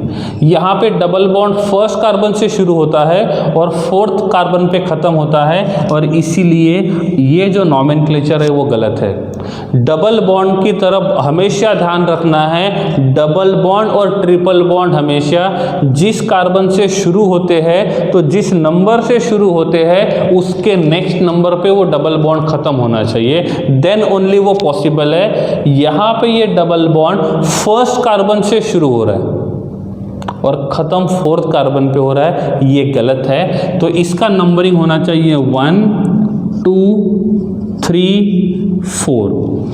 फर्स्ट कार्बन से डबल बॉन्ड शुरू हुआ और नेक्स्ट नंबर 2 और सेकंड कार्बन पे डबल बॉन्ड खत्म हुआ, तो इस प्रकार से ये रहेगा उसका कंप्लीट नंबरिंग, सही नंबरिंग। तो नाम होना चाहिए 1,4 dibromo cyclo but dash 1 dash ene. तो ये रहेगा इसका नॉमेनक्लेचर। ठीक है? तो पहला वाला पॉसिबल इसलिए नहीं है क्योंकि डबल बॉन्ड का जो नंबरिंग है, मतलब डबल बॉन्डेड कार्बन का जो नंबरिंग है वो सेम आना चाहिए, वो डिफरेंट नहीं आना चाहिए। क्लियर है? तो इस प्रकार से ये रहेगा इसका नॉमेनक्लेचर। क्लियर? हाँ, तो हमारा थर्ड जो टॉपिक था वो कौन सा था? IUPAC nomenclature.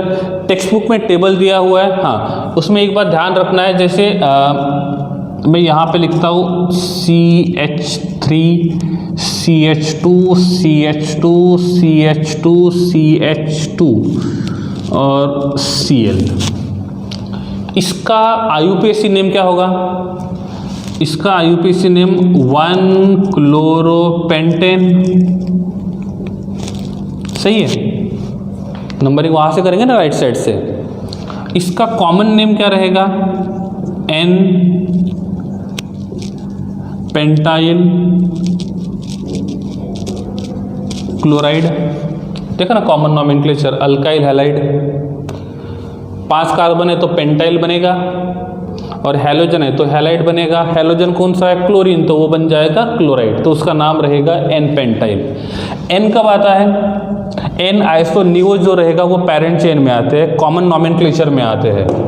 तो कॉमन नॉमेनक्लेचर में N, आइसो, नियो, इस प्रकार के वर्ड को यूज़ करते हैं। हम IUPAC में ऐसे वर्ड को यूज़ नहीं करते हैं। इसका मॉलिक्यूलर फॉर्मूला क्या था? C5H11 और Cl। सही है ना? ये 8 और 3 11। हाँ, सही है। तो ये था इसका पहला स्ट्रक्चर। इसका एक और स्ट्रक्चर में ड्रॉ करता हूँ। सही है? इसका जो दूसरा स्ट्रक्चर रहेगा, उस दूसरे स्ट्रक्चर को हम देखेंगे तो पॉसिबल क्या है? CH3CH attach to CH2 attach to CH2 CH2 Cl। 5 carbon हो गए, एक कम कर लेते हैं, तो ये Cl और ये CH3। क्लियर? तो टोटल कार्बन कितने हो गए? 5। तो इसका IUPAC नॉमेनक्लेचर क्या रहेगा? 1 2 3 4 1 क्लोरो, 1 2 3 3 के ऊपर methyl, 3 methyl butane. Common nomenclature, second या तो सेकंड लास्ट कार्बन के ऊपर मिथाइल होता है तो उसको बोलते हैं आइसो। तो इसका नाम रहेगा आइसो पेंटाइल। को क्लोरीन है तो इसको बोलेंगे हम लोग क्लोराइड। ठीक है, एक और स्ट्रक्चर पॉसिबल है, attach to carbon, attach to CH3, attach to CH3, attach to CH2, attach to Cl। Total carbon 5 हो गए।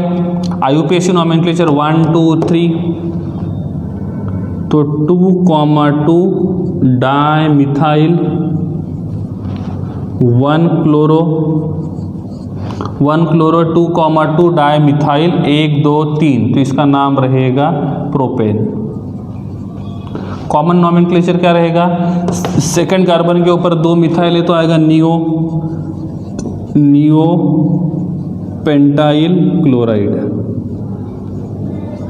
कॉमन नॉमेनक्लेचर में पेरेंट चेन नाम का कंसेप्ट ही नहीं होता है, टोटल कार्बन कितने हैं वो लिखते हैं हम यहाँ पे। ठीक है, तो इस प्रकार से ये रहेगा इनका नॉमेनक्लेचर। ठीक है, इसको इसके बारे में बताता हूँ। टोटल कार्बन कितने हैं? 5 कार्बन होने की वजह से ओके चलो हाँ, कॉमन नॉमेनक्लेचर देखते एक बार। हाँ, कॉमन नॉमेनक्लेचर में सबसे पहले देखते हैं पूरे स्ट्रक्चर में कितने कार्बन है। पूरे स्ट्रक्चर में कितने कार्बन है? 5, तो 5 कार्बन की वजह से लिखते हैं पेंट। सिंगल बॉन्ड है तो ये रहेगा ANE, लेकिन ये अल्काइल के फॉर्म में लिखते हैं, एल्केन के फॉर्म में नहीं, तो इसका ANE निकल जाएगा और ये रहेगा पेंटाइल। अल्काइल के बाद आता है हैलाइड, यहाँ पे हैलोजन कौन सा है? क्लोरीन, तो इसका नाम रहेगा क्लोराइड। स्ट्रेट चेन में आता है N, और ये स्ट्रेट चेन होने की वजह से आगे लिखेंगे N, तो इसका नाम रहेगा N पेंटाइल क्लोराइड। अब मैंने 5 कार्बन वाला ही एग्जाम्पल क्यों लिया, कॉमन वाला? उसका रीजन ऐसा है, ये जो पेंटाइल वर्ड आता है, इस पेंटाइल वर्ड की जगह कभी कभी अमाइल लिखा जाता है, तो अमाइल और पेंटाइल दोनों का मतलब सेम होता है। तो मैं यहाँ पे इसको लिख सकता हूँ N अमाइल क्लोराइड। कुछ बुक्स में अमाइल को यूज़ किया हुआ है, कुछ बुक्स में पेंटाइल को यूज़ किया हुआ है। नॉर्मली हम लोग पेंटाइल को ही यूज़ करते हैं, लेकिन कभी कभी अमाइल नाम के वर्ड का भी यहाँ पे यूज़ किया जाता है, तो हमको उसकी तरफ भी ध्यान रखना है। सही है, तो N pentyl chloride, N amyl chloride both are same. इसको देखेंगे। IUPAC में पेरेंट चेन को देखेंगे। पेरेंट चेन में कितने कार्बन है? 4, इसलिए यहाँ पे ब्यूटेन लिखा। कॉमन में ऐसा नहीं होता है, टोटल कार्बन को देखेंगे। 1 2 3 4 5 कार्बन की वजह से पेंट। सिंगल बॉन्ड की वजह से ANE, बट यहाँ पे ये रहेगा YL के फॉर्म में, तो ANE निकल जाएगा और यहाँ पे YL लगाएंगे और ये बन जाएगा chloride, pentyl chloride. Pentyl chloride में सेकंड कार्बन के ऊपर, सेकंड लास्ट कार्बन के ऊपर मिथाइल है, तो इसको बोलना चाहिए आइसो। तो नाम क्या रहेगा? Iso pentyl chloride. और पेंटाइल की जगह क्या लिख सकते हैं? अमाइल भी लिख सकते हैं, तो इसका दूसरा नाम रहेगा iso pentyl chloride, iso amyl chloride. Same इसमें सिर्फ आइसो के जगह हम कौन सा वर्ड यूज करेंगे? न्यू वर्ड को क्या करेंगे? यूज करेंगे। क्लियर है? तो इस प्रकार से ये था IUPAC नॉमेनक्लेचर, साथ में कॉमन नॉमेनक्लेचर। ठीक है, अब नॉमेनक्लेचर के बाद हमको नेक्स्ट जो टॉपिक देखना है यहाँ पे, वो है आइसोमेरिज्म। क्या देखना है? आइसोमेरिज्म। अब जो थर्ड टॉपिक है वो है फोर्थ टॉपिक आइसोमेरिज्म। ठीक है, अब आइसोमर का मतलब क्या होता है? आइसोमर का मतलब होता है the molecules having same molecular formula but different structural formula, that is called as isomerism. अब ये जो अल्किल हैलाइड्स है, मतलब हैलोजन डेरिवेटिव्स ऑफ एल्केन है, ये कितने टाइप के आइसोमेरिज्म शो करेंगे? ये यहाँ पे 4 टाइप के आइसोमर शो करते हैं। पहला होता है चेन आइसोमर, दूसरा जो रहेगा वो रहेगा पोजीशन आइसोमर, तीसरा जो रहेगा वो रहेगा ऑप्टिकल आइसोमर, और चौथा जो रहेगा वो रहेगा कन्फॉर्मर।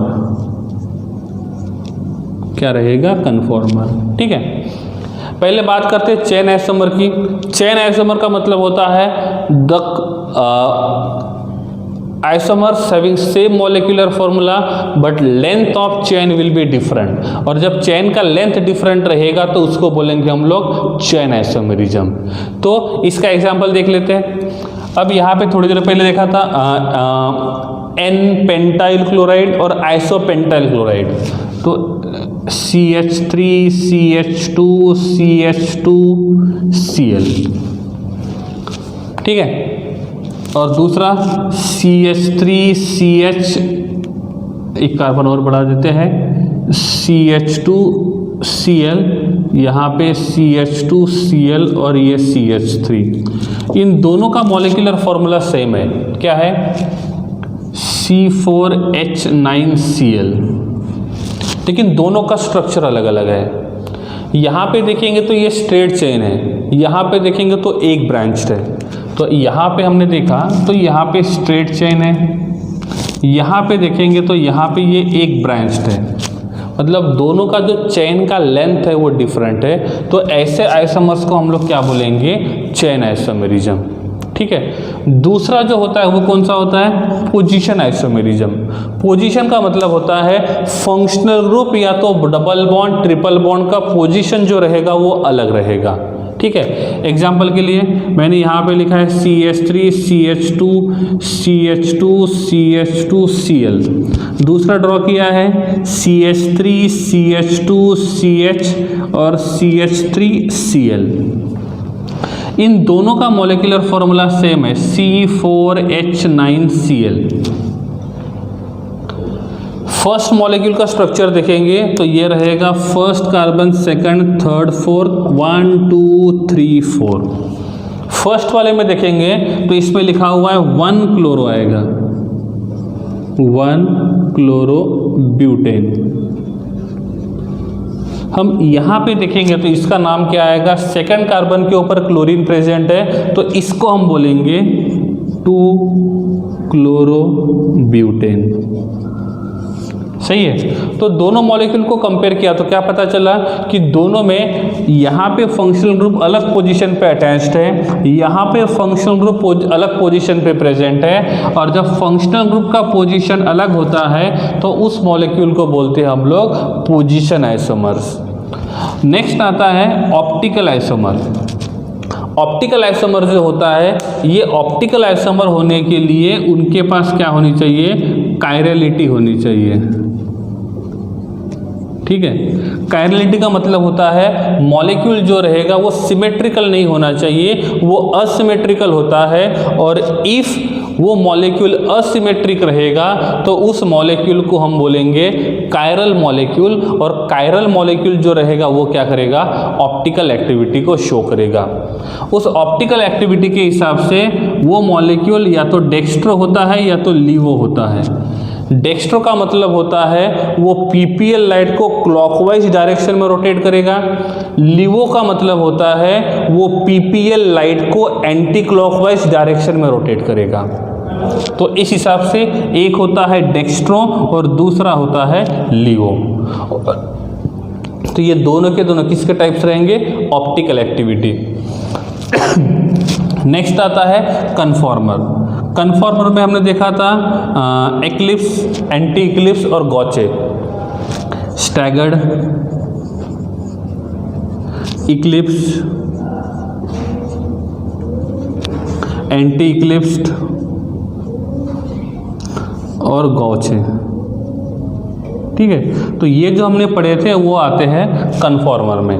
ये डिपेंड करता है कि वहाँ पे डायहाइड्रल एंगल कितना होता है। ठीक है, मतलब वो एग्जैक्टली सेम रहेंगे कि वो उनके बीच का एंगल कितना रहेगा, ये हमने 11th में पढ़ा था। ठीक है, तो इस प्रकार के आइसोमर्स कौन शो करते हैं, ये हैलोजन डेरिवेटिव्स क्या करते हैं, शो करते हैं। तो ऑप्टिकल एक्टिविटी होने के लिए कायरलिटी होना चाहिए, मॉलिक्यूल जो रहेगा वो असिमेट्रिक होना चाहिए, जनरली वहाँ पे कायरल एटम होना चाहिए, कायरल कार्बन एटम होना चाहिए जो पीपीएल लाइट को क्या करता है, रोटेट करता है। ठीक है, तो ये आता है ऑप्टिकल एक्टिविटी में। So these are different types of isomerism जो यहाँ पे ये मॉलिक्यूल्स क्या करते हैं, शो करते हैं। क्लियर? ओके। अब यहाँ पे क्वेश्चन कैसे आता है कि मैंने बोला मेरे पास है C3H6, क्या है, C3H6। इस C3H6 का मॉलिक्यूलर फॉर्मूला मतलब नाम देखेंगे तो कार्बन कितने हैं, 3, उसके डबल हाइड्रोजन है, तो ये आना चाहिए 3 कार्बन के लिए यूज़ करेंगे प्रोप और डबल बॉन्ड के लिए ENE, तो इसका नाम होना चाहिए प्रोपीन। इस प्रोपीन के स्ट्रक्चर कितने पॉसिबल है, तो इसका स्ट्रक्चर देखा तो CH3 C double bond CH2 और ये रहेगा ऐसे। So this is the structural formula of propene. Clear? अब यहाँ पे लिखता हूँ C3H8, जितने कार्बन उसके डबल +2 हाइड्रोजन, तो इसका नाम जो रहेगा वो रहेगा प्रोपेन। इसका structure CH3 CH2 CH3। Clear? अब देखो क्वेश्चन कैसे आता है। इस प्रोपेन के ऊपर हम लोग मोनोक्लोरिनेशन करते हैं, मतलब एक Cl2 ऐड करेंगे। अब एक Cl2 ऐड करेंगे, इनमें से किसी भी कार्बन के पास कोई वैकेंसी नहीं है। Carbon carbon carbon, each carbon 4 bond बनाएगा और अभी के लिए हर एक कार्बन के पास एक एक हाइड्रोजन प्रेजेंट है। सही है? अब हमको Cl2 ऐड करना है, तो ये एडिशन रिएक्शन डबल बॉन्ड में पॉसिबल है, सिंगल बॉन्ड में नहीं। तो जहाँ पे सभी के सभी सिंगल बॉन्ड होते हैं वहाँ पे एडिशन रिएक्शन पॉसिबल नहीं होता है, या तो वहाँ पे एलिमिनेशन रिएक्शन होगा या तो वहाँ पे सब्स्टिट्यूशन रिएक्शन होगा। Elimination reaction, substitution reaction. Elimination का मतलब उनमें से कुछ मॉलिक्यूल को बाहर निकालेंगे और सब्स्टिट्यूशन का मतलब होता है कुछ मॉलिक्यूल को रिप्लेस कर देंगे। तो अभी यहाँ पे हमको सब्स्टिट्यूशन रिएक्शन करना है और एक ही बार क्लोरीनेशन करना है, इसलिए मैंने 1 क्लोरीन लगाया। ठीक है? अब 1 क्लोरीन लगाने के बाद क्या होगा कि मैं इनमें से किसी एक H को निकालूंगा, तो कौन फ्री हो गया, H। 2 Cl है तो एक Cl और दूसरा, एक Cl इस H के साथ चला जाएगा और दूसरा Cl यहाँ पे आएगा, तो इसको हम बोलते हैं मोनोक्लोरिनेशन। क्या बोलेंगे, मोनोक्लोरिनेशन। मोनोक्लोरिनेशन का मतलब होता है किसी एक हाइड्रोजन को निकाल के वहाँ पे हम 1 क्लोरीन को ऐड करेंगे और वहाँ से जो H निकला था उस H के साथ दूसरा Cl चले जाएगा, क्योंकि मोनोक्लोरिनेशन में एक Cl2 ऐड करते हैं। तो उस Cl2 में से एक Cl उस वैकेंट पोजीशन पे जाएगा और एक Cl जो रहेगा उस H के साथ चले जाएगा, HCl बनाएगा। तो इफ हम इस प्रोपेन का मोनोक्लोरिनेशन करते हैं तो कितने प्रोडक्ट पॉसिबल है, ये एक प्रोडक्ट पॉसिबल है। सही है ना? अब इस प्रोडक्ट में देखेंगे तो यहाँ पे इसमें नाम क्या होना चाहिए, 1 2 3, तो इसका नाम आना चाहिए 1 क्लोरोप्रोपेन। ठीक है? एक और पॉसिबल है, 1 Cl2 ऐड किया तो HCl बाहर निकलेगा। कौन बाहर निकलेगा, HCl। तो बनेगा carbon attach to carbon attach to carbon HHH। यहाँ पे भी है 2 हाइड्रोजन और यहाँ पे रहेंगे 3 हाइड्रोजन। यहाँ पे हमने टर्मिनल कार्बन के क्लोरीन मतलब कार्बन के ऊपर क्लोरीनेशन किया था, यहाँ पे हम लोग नॉन टर्मिनल कार्बन के ऊपर क्लोरीनेशन करेंगे और यहाँ से मैंने H को निकाल के यहाँ पे मैंने Cl लगा दिया। तो इसका नाम जो रहेगा वो रहेगा 2 क्लोरोप्रोपेन। इसका नाम क्या रहेगा, 2 क्लोरोप्रोपेन। अब ये 1 क्लोरोप्रोपेन है, ये 2 क्लोरोप्रोपेन है। सही है?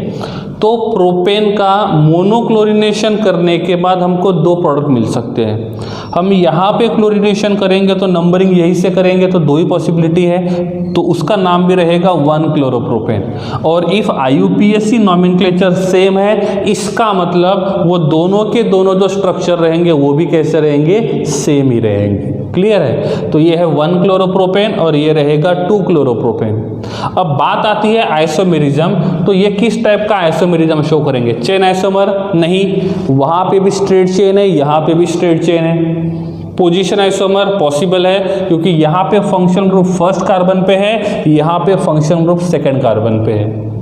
ऑप्टिकल आइसोमर, ऑप्टिकल आइसोमर के लिए कायरल एटम होना चाहिए, और कायरल एटम का मतलब होता है ऐसा एटम जिसके सभी के सभी जो ग्रुप्स रहेंगे वो डिफरेंट होने चाहिए।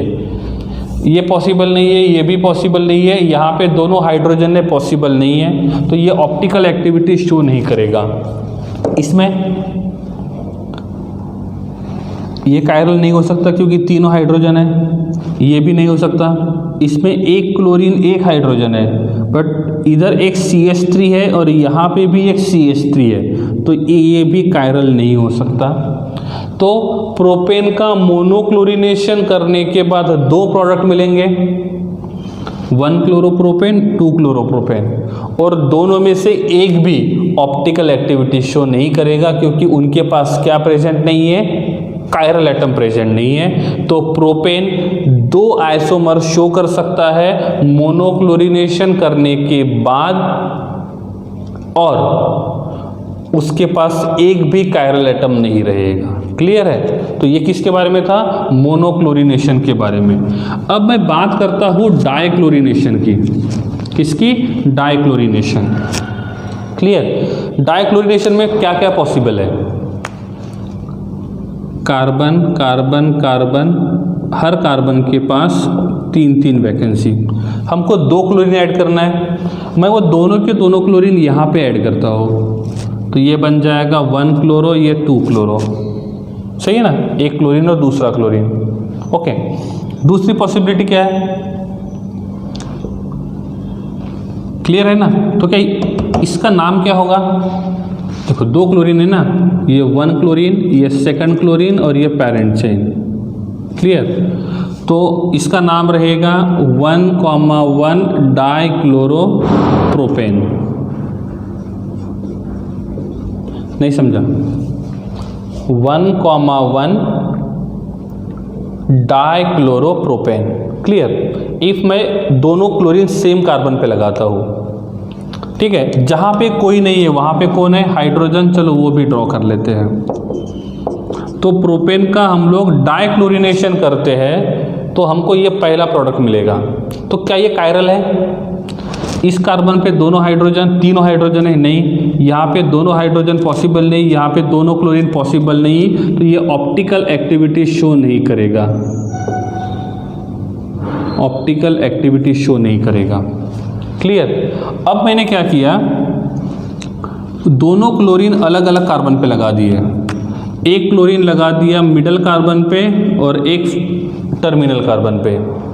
तो अब इसका नॉमेनक्लेचर देखेंगे, तो इसका नॉमेनक्लेचर होना चाहिए 1,2, एक कार्बन फर्स्ट कार्बन पे, दूसरा एक क्लोरीन फर्स्ट कार्बन पे, दूसरा क्लोरीन सेकंड कार्बन पे, तो ये रहेगा 1,2 डाइक्लोरो और पेरेंट चेन का नाम रहेगा प्रोपेन। ठीक है? अब देखेंगे कि क्या ये ऑप्टिकल एक्टिविटी शो करेगा। इस कार्बन के पास तीनों के तीनों ग्रुप सेम है, सभी डिफरेंट होने चाहिए। इस कार्बन के पास दोनों हाइड्रोजन सेम है। हम मिडल वाले कार्बन की बात करते हैं तो हाइड्रोजन और क्लोरीन दोनों अलग है, तो ये पॉसिबल है। Directly attach to CH3, directly attach to CH2Cl, दोनों डिफरेंट है। सही है ना? फिर से एक बार देखते हैं। Carbon attach to H attach to Cl different है। Carbon attach to chlorine, carbon attach to carbon, carbon attach to carbon same है। Carbon attach to hydrogen, carbon attach to hydrogen same है। Carbon attach to hydrogen, carbon attach to hydrogen, ये भी same है। Carbon attach to chlorine, carbon attach to hydrogen, ये different है। मतलब ये वाला मॉलिक्यूल जो रहेगा वो क्या करेगा? ऑप्टिकल एक्टिविटी शो करेगा। क्यों? क्योंकि मिडल वाला जो कार्बन है उसके पास चारों के चारों जो ग्रुप्स है वो कैसे है? डिफरेंट है। क्लियर? तो ये था सेकंड मोनोक्लोरो डेरिवेटिव। तीसरा मोनोक्लोरो डेरिवेटिव क्या पॉसिबल है? मैं दोनों के दोनों क्लोरीन टर्मिनल कार्बन पे ऐड करता हूं। तो नाम क्या रहेगा 1,3 डाइक्लोरोप्रोपेन। देखेंगे ऑप्टिकल एक्टिविटी, इसके पास दोनों हाइड्रोजन है, ये पॉसिबल नहीं है, इसके पास 2 हाइड्रोजन पॉसिबल नहीं, ये भी पॉसिबल नहीं है, तो ये ऑप्टिकल एक्टिविटी शो नहीं करेगा। क्लियर। एक और पॉसिबिलिटी है, मैं दोनों के दोनों क्लोरीन मिडल कार्बन पे ही ड्रॉ करता हूँ, मतलब ऐड करता हूँ। नाम क्या रहेगा 2,2 डाइक्लोरोप्रोपेन।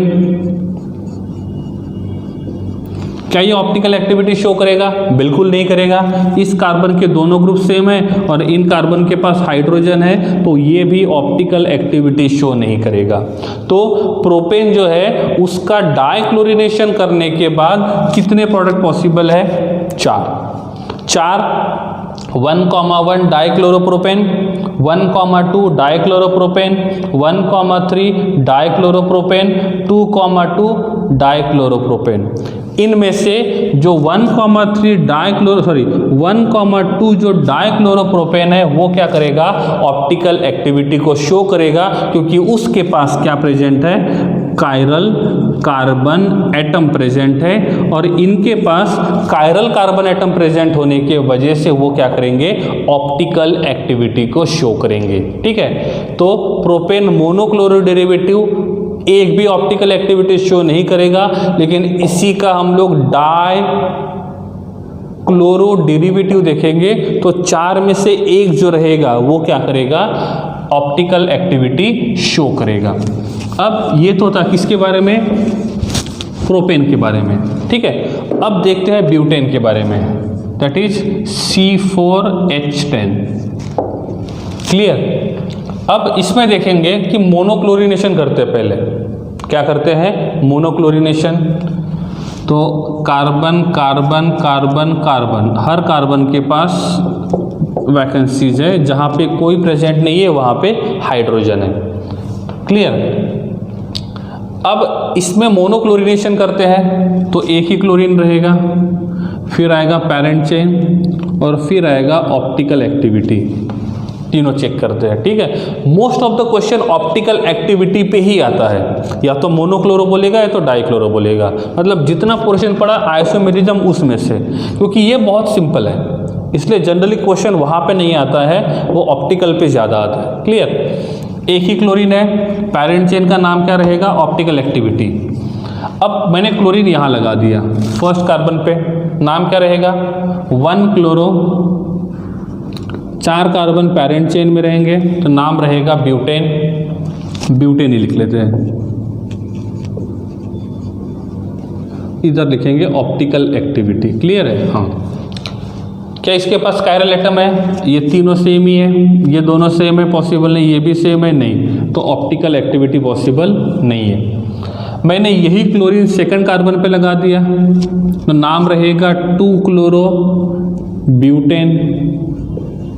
ये सब IUPAC नॉमेनक्लेचर लिख रहा हूँ, क्योंकि पैरेंट चेन लिखा हुआ है मतलब ये IUPAC नॉमेनक्लेचर ही है। ठीक है, तो ये रहेगा 2 क्लोरो ब्यूटेन। क्लियर है? क्या ये ऑप्टिकल एक्टिविटी शो करेगा? आप एक बार देख लो, हम पानी पी लेते हैं तब तक। ठीक है, तो क्या ये मॉलिक्यूल ऑप्टिकल एक्टिविटी शो करेगा या नहीं करेगा, वो सबसे पहले अभी देखना है। ठीक है, जल्दी देख लो।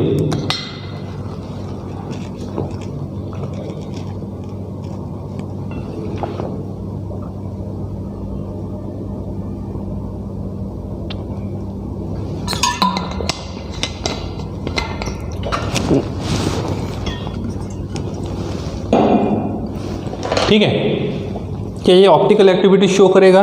Let's check. इस कार्बन के पास तीनों हाइड्रोजन है, पॉसिबल नहीं है, यहाँ पे पॉसिबल नहीं है, यहाँ पे नहीं है, यहाँ पे नहीं है। अब देखेंगे इस कार्बन पे, सेकेंड कार्बन, हाइड्रोजन अटैच्ड है, क्लोरीन अटैच्ड है, दोनों डिफरेंट हो गए। क्लियर है? इधर अटैच्ड है कार्बन, यहाँ पे देखो, ये दोनों साइड तो डिफरेंट हो गए, मतलब यहाँ तक सही है। अटैच टू कार्बन सेम है, carbon attach to hydrogen, carbon attach to hydrogen ये भी सेम है, carbon attach to hydrogen, carbon attach to hydrogen ये भी सेम है, carbon attach to hydrogen, carbon attach to carbon ये डिफरेंट है। मतलब ये जो कार्बन रहेगा सेकंड वाला, ये क्या करेगा, ऑप्टिकल एक्टिविटी को क्या करेगा, शो करेगा। तो इस सेकंड कार्बन की वजह से ये जो मॉलिक्यूल रहेगा वो क्या करेगा, ऑप्टिकल एक्टिविटी शो करेगा। अब मैंने क्लोरीनेशन यहाँ से यहाँ किया, तो अभी जो मॉलिक्यूल बना है और बाद में जो मॉलिक्यूल बनेगा वो भी सेम ही रहेगा। तो ये जो ब्यूटेन है, एन ब्यूटेन, या तो सिंपल बोलेंगे ब्यूटेन, तो ब्यूटेन मॉलिक्यूल का मोनोक्लोरिनेशन करेंगे तो दो प्रोडक्ट मिलेंगे, 1 क्लोरोब्यूटेन और 2 क्लोरोब्यूटेन। उसमें से 1 क्लोरोब्यूटेन ऑप्टिकल एक्टिविटी शो नहीं करेगा, लेकिन 2 क्लोरोब्यूटेन जो रहेगा वो क्या करेगा, ऑप्टिकल एक्टिविटी को शो करेगा। ठीक है, ये था मोनोक्लोरिनेशन के बारे में। अब हम लोग बोलते हैं डाइक्लोरिनेशन करेंगे, तो 2 क्लोरीन के लिए जगह बनाना पड़ेगा, ये पेरेंट चेन के लिए, ये ऑप्टिकल एक्टिविटी के लिए। क्लियर। अब डाइक्लोरिनेशन में क्या करता हूं मैं, दोनों के दोनों क्लोरीन सेम कार्बन पे लगा दिए, तो नाम क्या बनेगा, 1,1 डाइक्लोरोब्यूटेन। ऑप्टिकल एक्टिविटी शो ही नहीं करेगा, डायरेक्टली बोल दिया मैंने। अब क्या करते हैं, इन दोनों क्लोरीन को यहां लगा देते हैं, तो नाम क्या रहेगा, 2,2 डाइक्लोरोब्यूटेन। ये भी ऑप्टिकल एक्टिविटी शो नहीं करेगा। क्लियर। यहाँ पे लगाएंगे तो भी वही बनेगा। अब क्या करते हैं, एक एक क्लोरीन को मूव करते हैं। अब इसका नाम क्या रहेगा, 1,2 डाइक्लोरो, 1,2 डाइक्लोरोब्यूटेन। ये ऑप्टिकल एक्टिव नहीं करेगा, ये भी नहीं करेगा, ये भी ऑप्टिकल एक्टिविटी शो नहीं करेगा, वो कार्बन शो नहीं करेंगे, ये कार्बन शो नहीं करेगा, ये भी नहीं करेगा। या इसमें क्या होगा, carbon attach to hydrogen, carbon attach to chlorine, different है। Carbon attach to carbon, attach to carbon, मतलब देखो ये दोनों डिफरेंट है, तो उसके लिए एक राइट दे दिया। Carbon attach to carbon, attach to carbon same है। Attach to hydrogen, attach to hydrogen same. Attach to hydrogen, attach to hydrogen same है। Attach to carbon, attach to chlorine, ये डिफरेंट है, तो ये क्या करेगा, ऑप्टिकल एक्टिविटी को show करेगा। तो ये मॉलिक्यूल ऑप्टिकल एक्टिविटी शो कर रहा है, कौन सा, 1,2 वाला। क्लियर। तो इस प्रकार से ये 1,2 डाइक्लोरोब्यूटेन जो रहेगा वो ऑप्टिकल एक्टिविटी क्या करेगा, शो करेगा। अब मैं इस Cl को यहाँ लगाता हूँ, ये बन जाएगा 1,3 डाइक्लोरोब्यूटेन। क्या बनेगा, 1,3 डाइक्लोरोब्यूटेन। इसका ये जो कार्बन रहेगा ये क्या करेगा, ऑप्टिकल एक्टिविटी क्या करेगा, शो करेगा। क्लियर। इफ मैंने दोनों के दोनों क्लोरीन टर्मिनल कार्बन पे लगा दिए तो ये बन जाएगा 1,4 डाइक्लोरोब्यूटेन, और ये भी ऑप्टिकल एक्टिविटी को शो नहीं करेगा। तो ब्यूटेन का डाइक्लोरिनेशन करने के बाद 1, 2, 3, 4, 5 मॉलिक्यूल पॉसिबल है, और 5 में से 2 स्ट्रक्चर्स ऐसे रहेंगे जो क्या करेंगे, ऑप्टिकल एक्टिविटी को शो करेंगे, बाकी जो रहेंगे वो ऑप्टिकल एक्टिविटी को शो नहीं करेंगे। तो ये होता है किसके बारे में, आइसोमेरिज्म के बारे में। किसके बारे में, आइसोमेरिज्म। ठीक है। तो इस प्रकार से जो भी हैलोजन कंपाउंड्स होते हैं वो हैलोजन कंपाउंड्स इस प्रकार से आइसोमेरिज्म क्या करेंगे, शो करेंगे। आप ब्यूटेन के जगह कोई दूसरा मॉलिक्यूल ले सकते हो और उसमें ये देख सकते हो कि वहां पे वो कितने आइसोमर शो करेगा, और उसमें से कितने आइसोमर्स जो रहेंगे वो ऑप्टिकल एक्टिविटी शो करेंगे, और कितने आइसोमर ऐसे रहेंगे जो ऑप्टिकल एक्टिविटी को शो नहीं करेंगे। तो ये हमने पढ़ा आइसोमर्स के बारे में। तो आज हमने 3 बातें पढ़े। पहले हमने पढ़ा क्लासिफिकेशन, उसके बाद हमने पढ़ा नॉमेनक्लेचर। नॉमेनक्लेचर डिटेल्स में नहीं गया क्योंकि 11th में पढ़े थे। उसके बाद आइसोमेरिज्म, ये भी हम लोग ऑलरेडी पढ़ चुके हैं, इसलिए यहाँ पे डिटेल्स में नहीं गया। सिर्फ यही हमने देखा कि आपको जो हाइड्रोकार्बन दिया हुआ है इसका मोनोक्लोरिनेशन, डाइक्लोरिनेशन, ट्राइक्लोरिनेशन करने के बाद ये किस प्रकार से प्रोडक्ट दे सकता है, ये आपको फाइंड करने के लिए बोला था। ठीक है। तो ये रहा किसके बारे में, आइसोमेरिज्म के बारे में। तो इनडायरेक्टली ये हमारा इंट्रोडक्शन जैसे होता है हर लेसन में, नॉमेनक्लेचर, आइसोमेरिज्म, क्लासिफिकेशन। ठीक है, अब हम लोग नेक्स्ट पार्ट में देखेंगे preparation method of alkyl halide. तो जितने भी अल्किल हैलाइड है, मतलब हैलो एल्केन के प्रिपरेशन मेथड, उसके बाद हैलो अरीन के प्रिपरेशन मेथड, क्योंकि हमको हैलोजन कंपाउंड में एलिफेटिक को भी देखना है, एरोमेटिक को भी देखना है। तो पहले हम पढ़ेंगे हैलो एल्केन के प्रिपरेशन मेथड, उसके बाद पढ़ेंगे हैलो एल्कीन के प्रिपरेशन मेथड। ठीक है, तो नेक्स्ट पार्ट में हम लोग वो सब शुरू करेंगे। आप अभी हमने जितना पढ़ा था उसको अच्छे से एक बार रिवाइज करना है। जो डाउट्स होते हैं वो आपको अपने पास लिख के रखना है, साथ में एनसीईआरटी का टेक्स्ट बुक जो रहेगा वो भी अपने साथ रखना है, उसको भी रीड करते जाना है। ठीक है, तो मिलते हैं नेक्स्ट पार्ट में preparation method of halo alkane के साथ। ठीक है, थैंक यू।